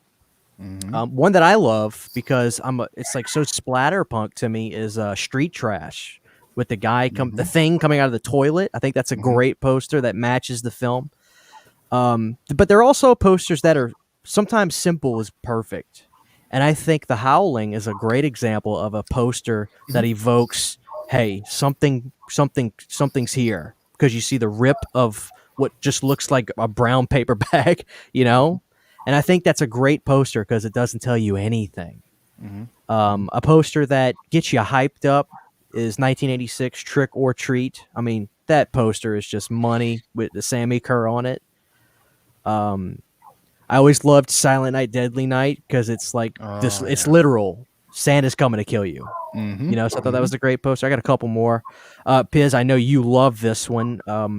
I call it City of the Living Dead because that's my preferred name of the movie. But your Gates of Hell poster is obviously so beautiful, and it's the most Italian looking thing I think I've ever seen.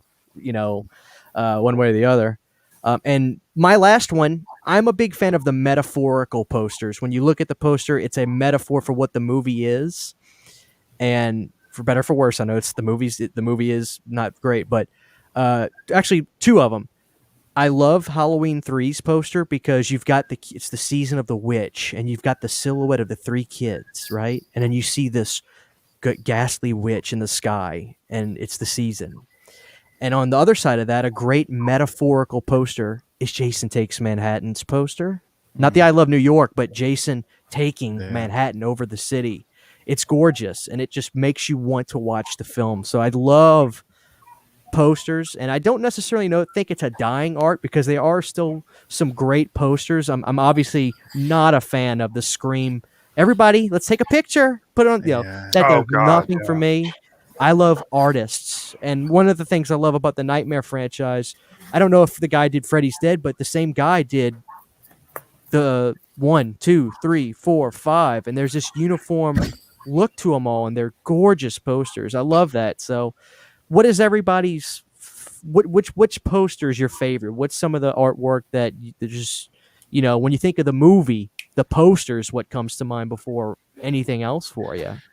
I do want to mention really quick the trailer for Halloween, the official trailer for Halloween Kills has dropped. It's out there. It's on YouTube. Again, it is spoilery, so fair warning. It is spoilery. Yeah. But go ahead. Favorite posters? Yeah. So like the metaphorical ones, the ones that are kind of a metaphor for the movie, like Jason Takes Manhattan and Season of the Witch. Those are like my favorite kind, right? Because they evoke a lot. You don't really know before you see the movie. You're thinking, what is this going to be? Like, this witch is over these kids. What does this mean? Excuse me. What does this mean? So I love that stuff. So what is everybody's favorite? Which one's like, what's your favorite poster? Anybody want to jump in? I don't know anything about posters. I have a couple. I would say definitely the original House on Haunted Hill. I like that poster. That was a very good creativity to that one. Also, the Poltergeist. I did like the Poltergeist. The poster, it stood out even before I watched the movie just by seeing that poster high with the sign with the little girl with the TV. The first Friday the 13th as well. I do like it because even though we see the whole image of the killer, but you see in the background with the woods, so you can tell where it's going to take place. That was pretty much my most. And Trick or Treat. The Trick or Treat one I did also actually love that one as well. Yeah. That's probably a great metaphorical poster too, is Friday the 13th, because they're in terror and they're in the woods, but it's in the shape of the killer. So that's brilliant. That is just a brilliant poster. It is, yeah. That one's definitely on my list because, as I mentioned on your your podcast, Christian. There was something about that one that just really spooked me out as a kid. The fact that these little, cartoon people were inside. They're in the woods, and it tells you everything you need to know about the movie. There's people Exactly. in the woods. There's a killer with a bloody knife, and there's just this sense of dread, and that they're not going to get out alive. That was what I took from that image, even as a kid. I took all that from that image, and that totally sold me on the movie. Amazing. So, brilliant artwork for that one. Yeah. The poster for the original Evil Dead is one of my most iconic posters, because just the image of the woman coming up out of the ground and she's reaching desperately, and you feel that kind of desperation. I think that's really cool. But that release a couple of years ago, when Game Over came out, there was a alternative poster for the trades that played off the Evil Dead poster, and it's actually Swapna reaching up in a sea. I don't know if you can see this, a sea of game controllers. This is reaching up out of it. Brilliant. Yeah, it's incredible. Brilliant. Unfortunately, that image only ever appeared in trade magazines.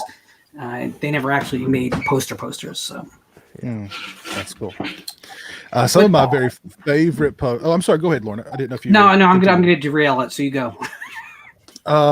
Spookies is one of my all-time favorite movie posters. Love that artwork. Great That poster. artwork is so Very great. busy. Yeah. Oh yeah, I don't like gorgeous, busy. gorgeous artwork. Yeah. The Mutilator, that's a classic one for me. I love the image of all the people up on the hooks, and you've got the hand holding the hook, and you just know bad stuff's going on there. You mentioned City of the Living Dead. That one is so freaking just beautiful. It's hanging right there. The colors, just the zombie head lingering over the city. It's like this big metropolitan city which is not in the movie at all. You know what I mean? But it's just gorgeous, beautiful artwork. You mentioned Evil Dead. I love the simplicity of Evil Dead 2. Just the skull with the eye. Mm-hmm. That to me was so evocative as a kid.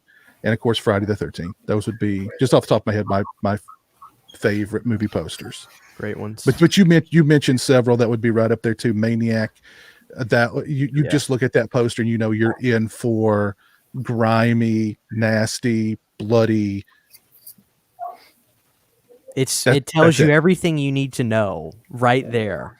Oh yeah. And if you look at what's creepy about the poster is the guy's zipper is undone. Mm-hmm. And it says something, it lets you know this guy's not, you know what I'm saying? He's aroused too. Exactly. So I mean, he's really enjoying his work. And some people don't notice that. I tell them, you notice the zipper's undone on the pants. Wait, what? I was like, yeah, go look at the poster. The zipper's undone.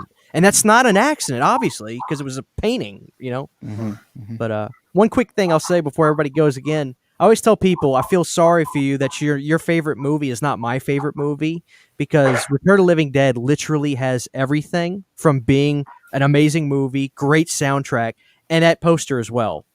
I mean, it matches it. It is so punk rock. The punk zombies spray painting the tombstone.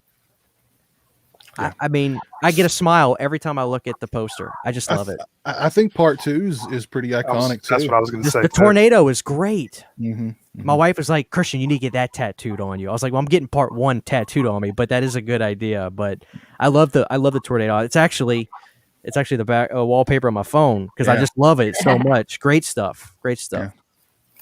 Absolutely. Fright Night. Oh yeah. Mm-hmm. I've got another good one. That's another good one. The video poster for Chopping Mall. Oh is really cool. Yeah. It's different than the one sheet. Mm-hmm. One that's similar to the Maniac is Alone in the Dark, 1982. Oh yeah, that's a cool one. Man, the Mad Butcher. I don't know if the poster art was the same as the VHS art, but the Mad Butcher, I was always obsessed with that. It's a butcher holding a lady, like, and going into like a meat grinder. I have to look that up. I haven't seen that. You mentioned Silent Night, Deadly Night. I've got that one too. That's just beautiful artwork. Just classic, beautiful artwork. And you don't get that today. You get the Photoshop. You get the Mount Rushmore heads of people and the collage. The Who wants collage, that? yeah. It's awful. It's Photoshop stuff, you know. And Yeah. I get it. This There's stuff no, costs money. I get it, but damn, what there's no artistry in movie. The movie, that's because back in the day, the movie posters would be better than the movie. They, you know, they would hire like a really talented artist to do the poster because they knew the poster would get butts and seats. You know what I mean? So. Canon Films 101. Yeah. Does it depress anyone else that the era of the movie poster is coming to an end? Because I don't know if you've noticed, but digital displays have replaced most physical posters in theaters. Like as you're walking the theater, there's screens now that flip through the releases rather than physical printed posters, which does mean like the days of collecting posters are limited, but it also just, it further makes them disposable. Because I could see a day coming where it's like there's 3 different alternative posters, and if one poster tests better, they just swap it out. So the thought behind posters won't be as deep because, well, we have options. Louisiana ain't up to speed on that yet, but maybe in 6 years. We always run about 10 years. We always run about 10 years behind. Anybody else favorite posters? What about you, Susan? My favorite, well, I think a lot of people have listed some of them, but Nightmare on Elm Street, the original. But honestly, like every poster in the Nightmare on Elm Street franchise, I love. Like, there's something about the artwork of those films posters that just draws me to it. But I also love really cool art that's really simplistic, like Halloween, like the original Halloween, the hand with the knife, that sort of thing. I have House on Haunted Hill. I just love that. I know it's kind of more literal as opposed to, you know, metaphorical, but I love that artwork. I think it's a great poster. I have that on the wall. And I don't know why, but I love the poster for The Changeling. I just, the chair and, you know, I don't know. It makes you want to see what the deal is, to watch that movie. And that's kind of my thing. I love good artwork and something that draws me in and makes me want to know, why does the jack-o'-lantern have a hand with a knife? What's going on? You know what I mean? If you just look at it by itself. And then Nightmare on Elm Street is just such amazing artwork. And obviously it's a lot more detailed and that sort of thing. But like you said, Silent Night, Deadly Night, going down how can you not? All of these images pop up. Maniac, you know, like Christian was saying. They're just all so good. And that's the thing. It's like, I feel sorry for kids now because they won't get to know going to the video store as a kid and seeing something and saying, oh my God, I want to see that because of the artwork. You know, it's just...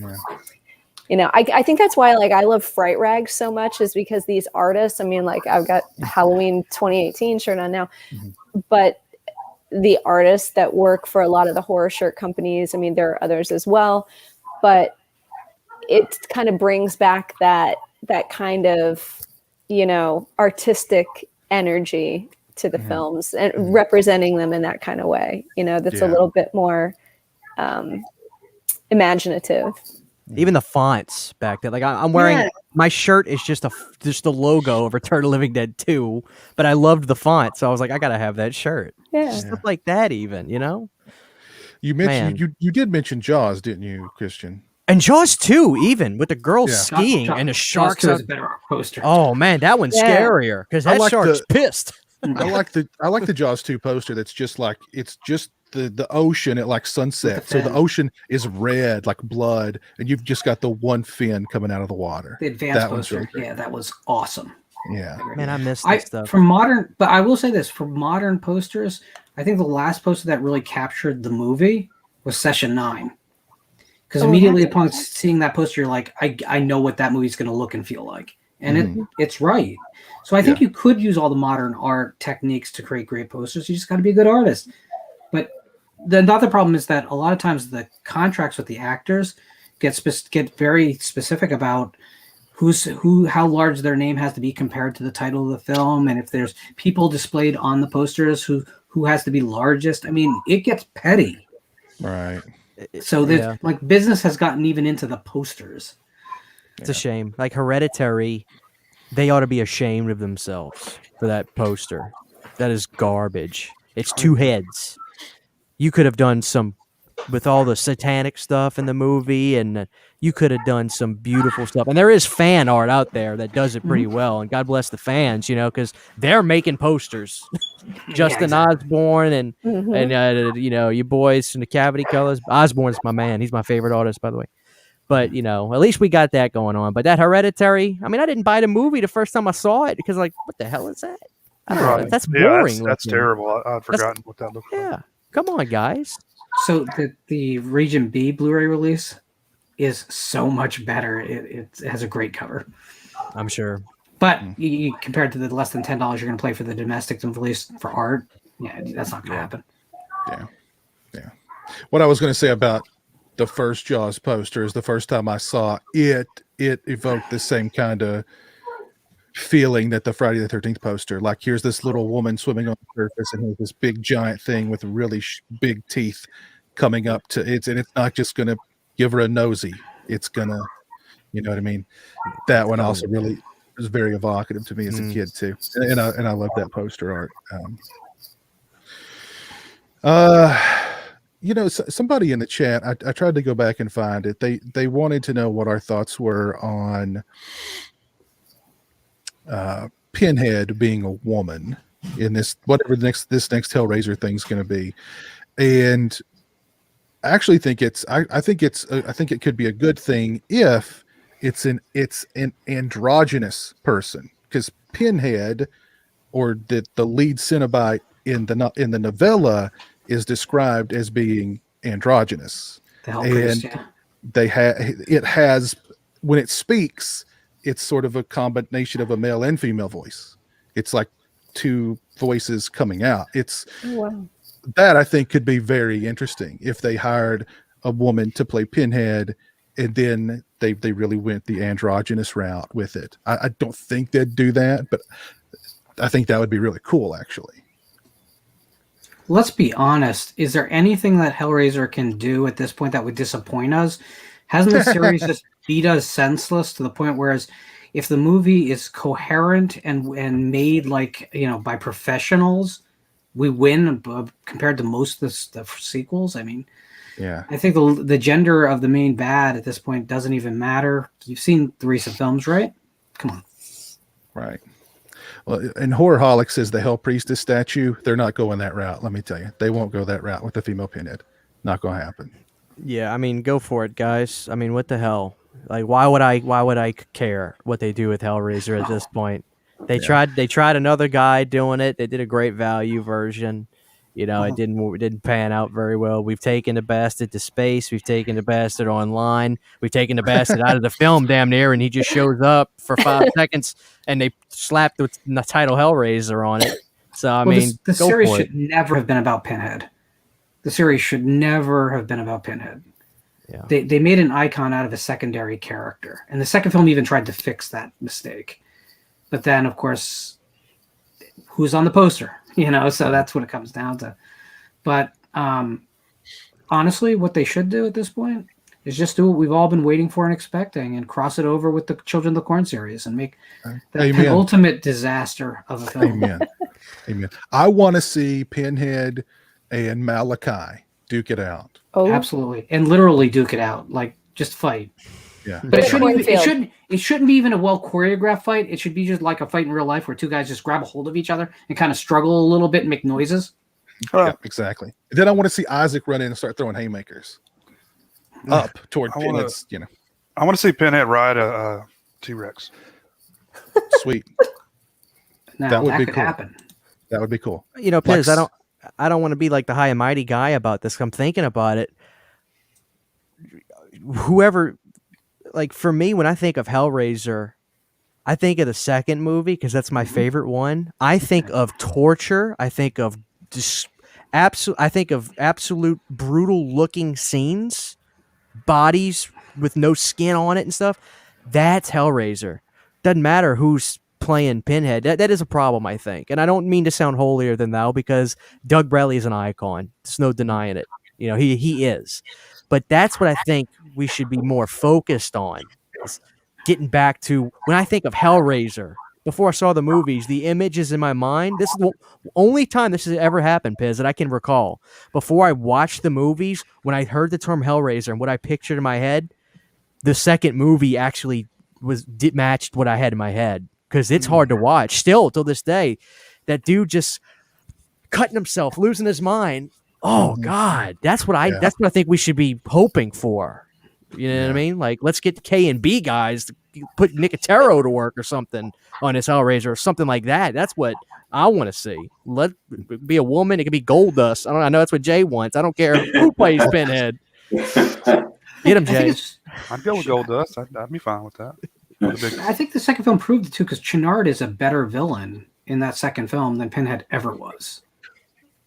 So, I mean, the whole idea is you have hell to play with. Like, untether yourself, guys. Have fun. Create. Don't just pull the Pinhead makeup and put it on some new girl or boy. Fuck that. Do something creative. That was one of the things I liked about the last one, Judgment, because I mean, Pinhead's just kind of in the, like, Pinhead's so bored, and he's just like, just you guys take care of him. I don't care. I'm just gonna sit back here and like even at the end of it, he's like, there's the Hell's Commandments, and he's like, screw it all. I don't care. Whatever. I'll kill an angel. Screw her. You know what I mean? I'm Pinhead. What are they gonna do to me? And then they do what they do to him. But I really liked Judgment. I wouldn't have minded if they kept going down that road, because Judgment took Pinhead out of Hellraiser pretty much and introduced interesting villains to fill in for Pinhead, I think. Did that originate as like an episode of CSI or something? No, that was a straight up Hellraiser film. Man, I could care less that it's a female. But it's just they're only doing it for the principle. You know, they're like, it was a man, now it's a female. That's what I have a problem with. You know, right, yeah, and I mean, it'll be all Pinhead, because Pinhead is the poster. Everybody knows who Pinhead is. That's a good argument, Jay. That is a good argument. That's my thing. Is it doesn't matter if it's a guy or a girl or whatever. It doesn't matter. But when you're doing it just to be able to say, well, see, we made one with a female. That's lost on me. Like, that's not doing me any favors as a female. If you're only doing it to try to prove that it's okay to do, like, just let it evolve naturally.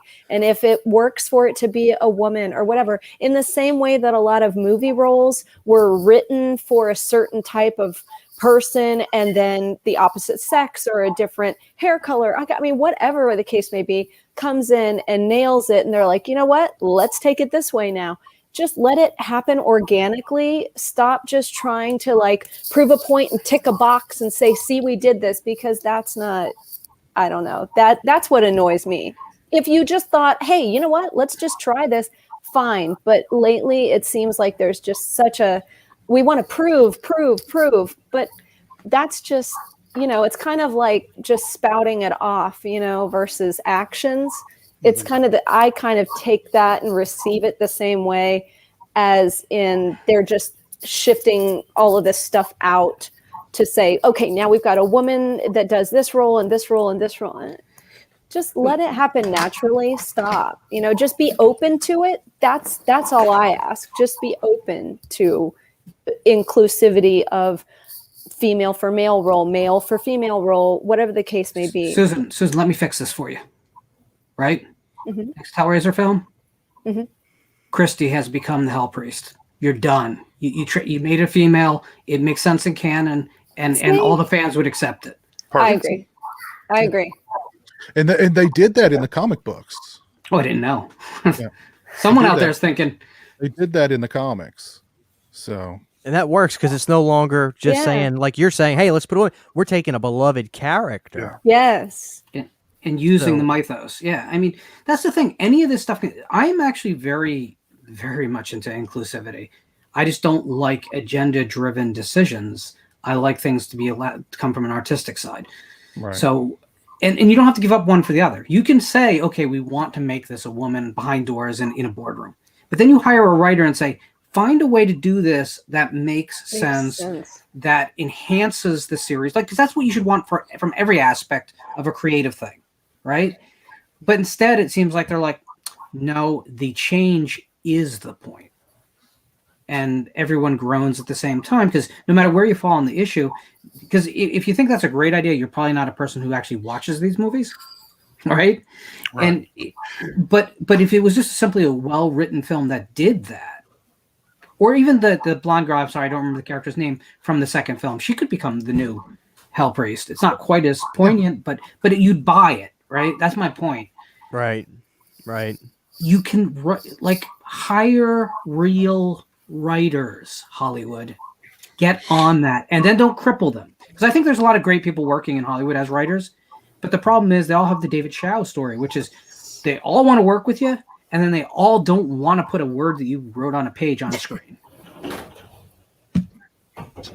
I totally agree. I think we're all coming to agreement. It doesn't matter whether it's a male or a female. We're gonna love the Pinhead, obviously, of course. And as you said, Lauren, that's how I am.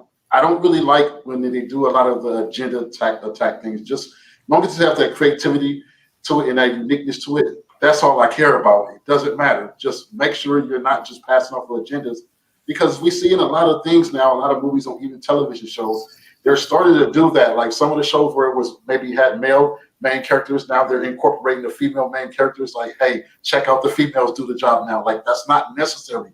If you're going to do it, don't push the agenda. Just give us the uniqueness and creativity of the story. That's all that matters. Yeah.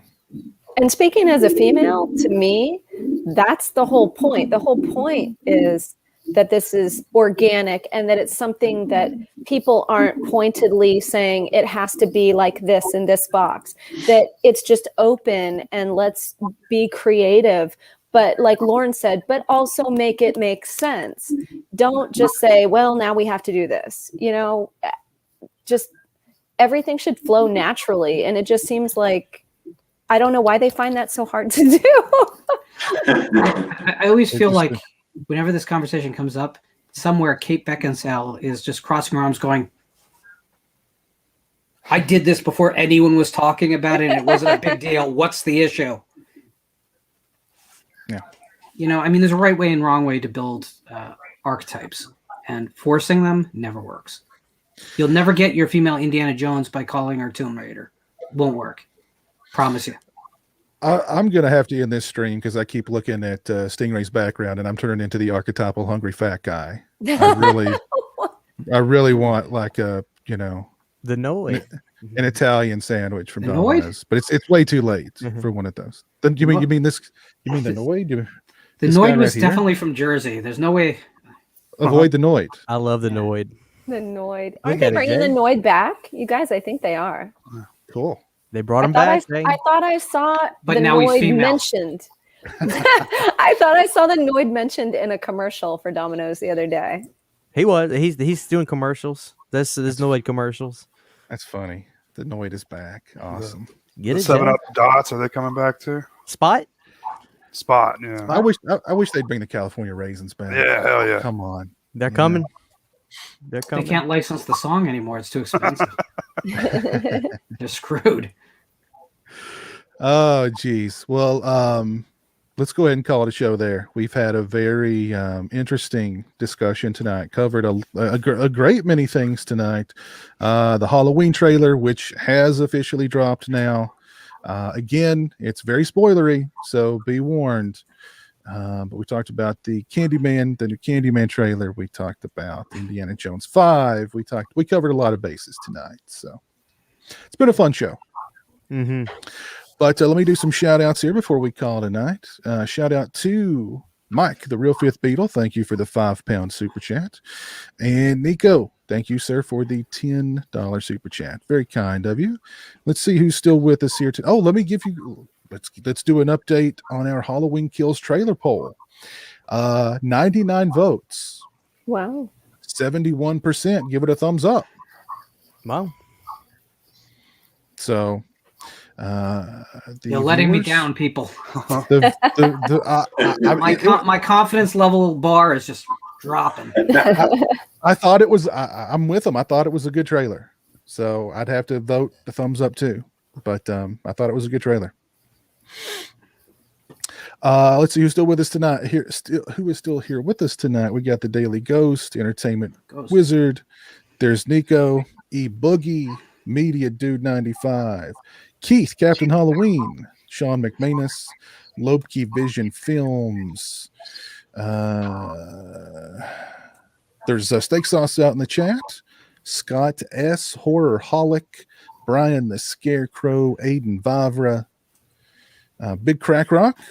I actually saw Cole is Gay earlier in the chat. I mentioned I intended to shout him out, but I did not get an opportunity to. So Cole is Gay. If you're still watching, that's a long story, Susan. It's a long story, Susan. Yeah, it really is. It's exactly what you think. Yeah, I guess it's not too long. But. It's just got a lot of history behind it. I have nothing to lose by speaking up. It's got a lot of history behind it. Let's see. Robert Long, thank you for tuning in. Baby Herman, thank you for tuning in.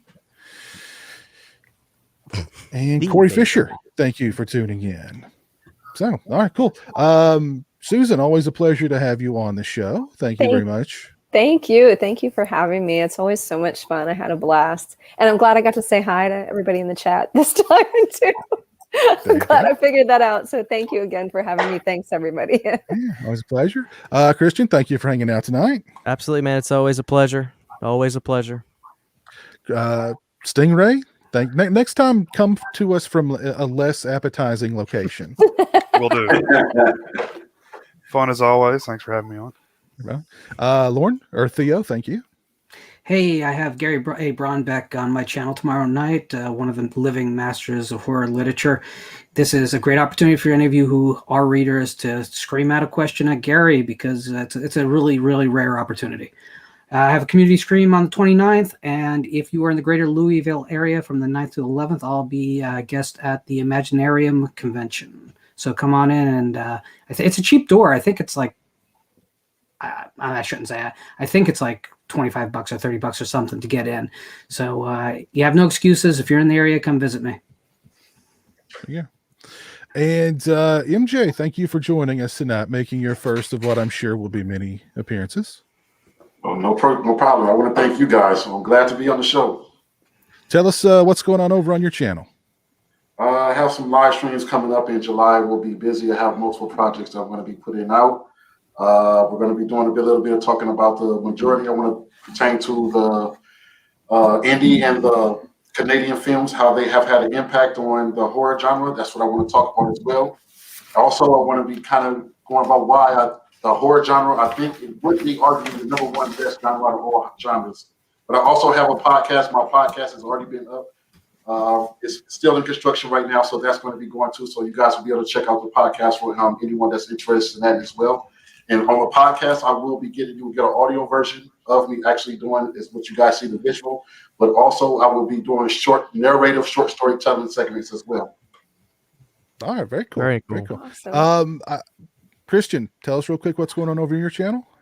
A lot of the same. I just review movies at I don't really plan. I wake up and I'll decide, okay, I'm talking about that today, or I'm doing that today. But the You Need a Horror podcast has been really awesome. It's doing really well. I've had great guests. Piz, you've been one of them, and I know I got plans to bring you back to talk about another franchise that should be really fun. So those are on Sundays.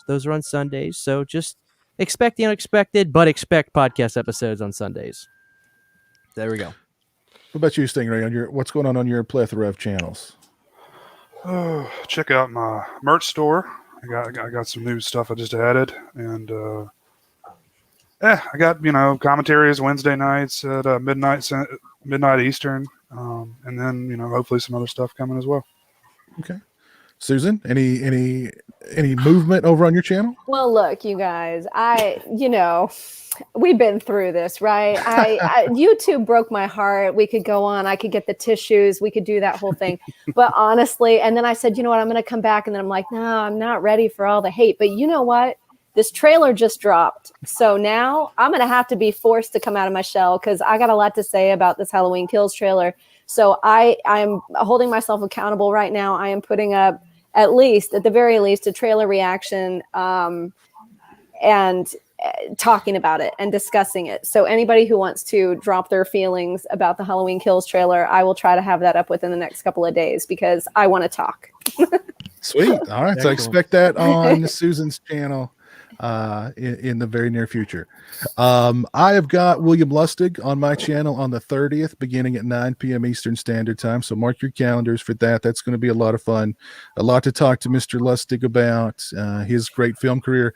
We mentioned the Maniac poster. He is the man behind Maniac. So there you go. I also plan on spending a lot of time talking with him about launching Anchor Bay and the success of Anchor Bay, and of course what he's doing over on Blue Underground now. So it'll be a really, really informative, fun talk, I believe. I love Blue Underground. So that's the 30th of this month, beginning at 9. So mark your calendars. All right. So again, thanks to everybody for tuning in. Thanks again to the panel for joining me, and we will see you again in the very near future. Until then, take care. All the best, and peace.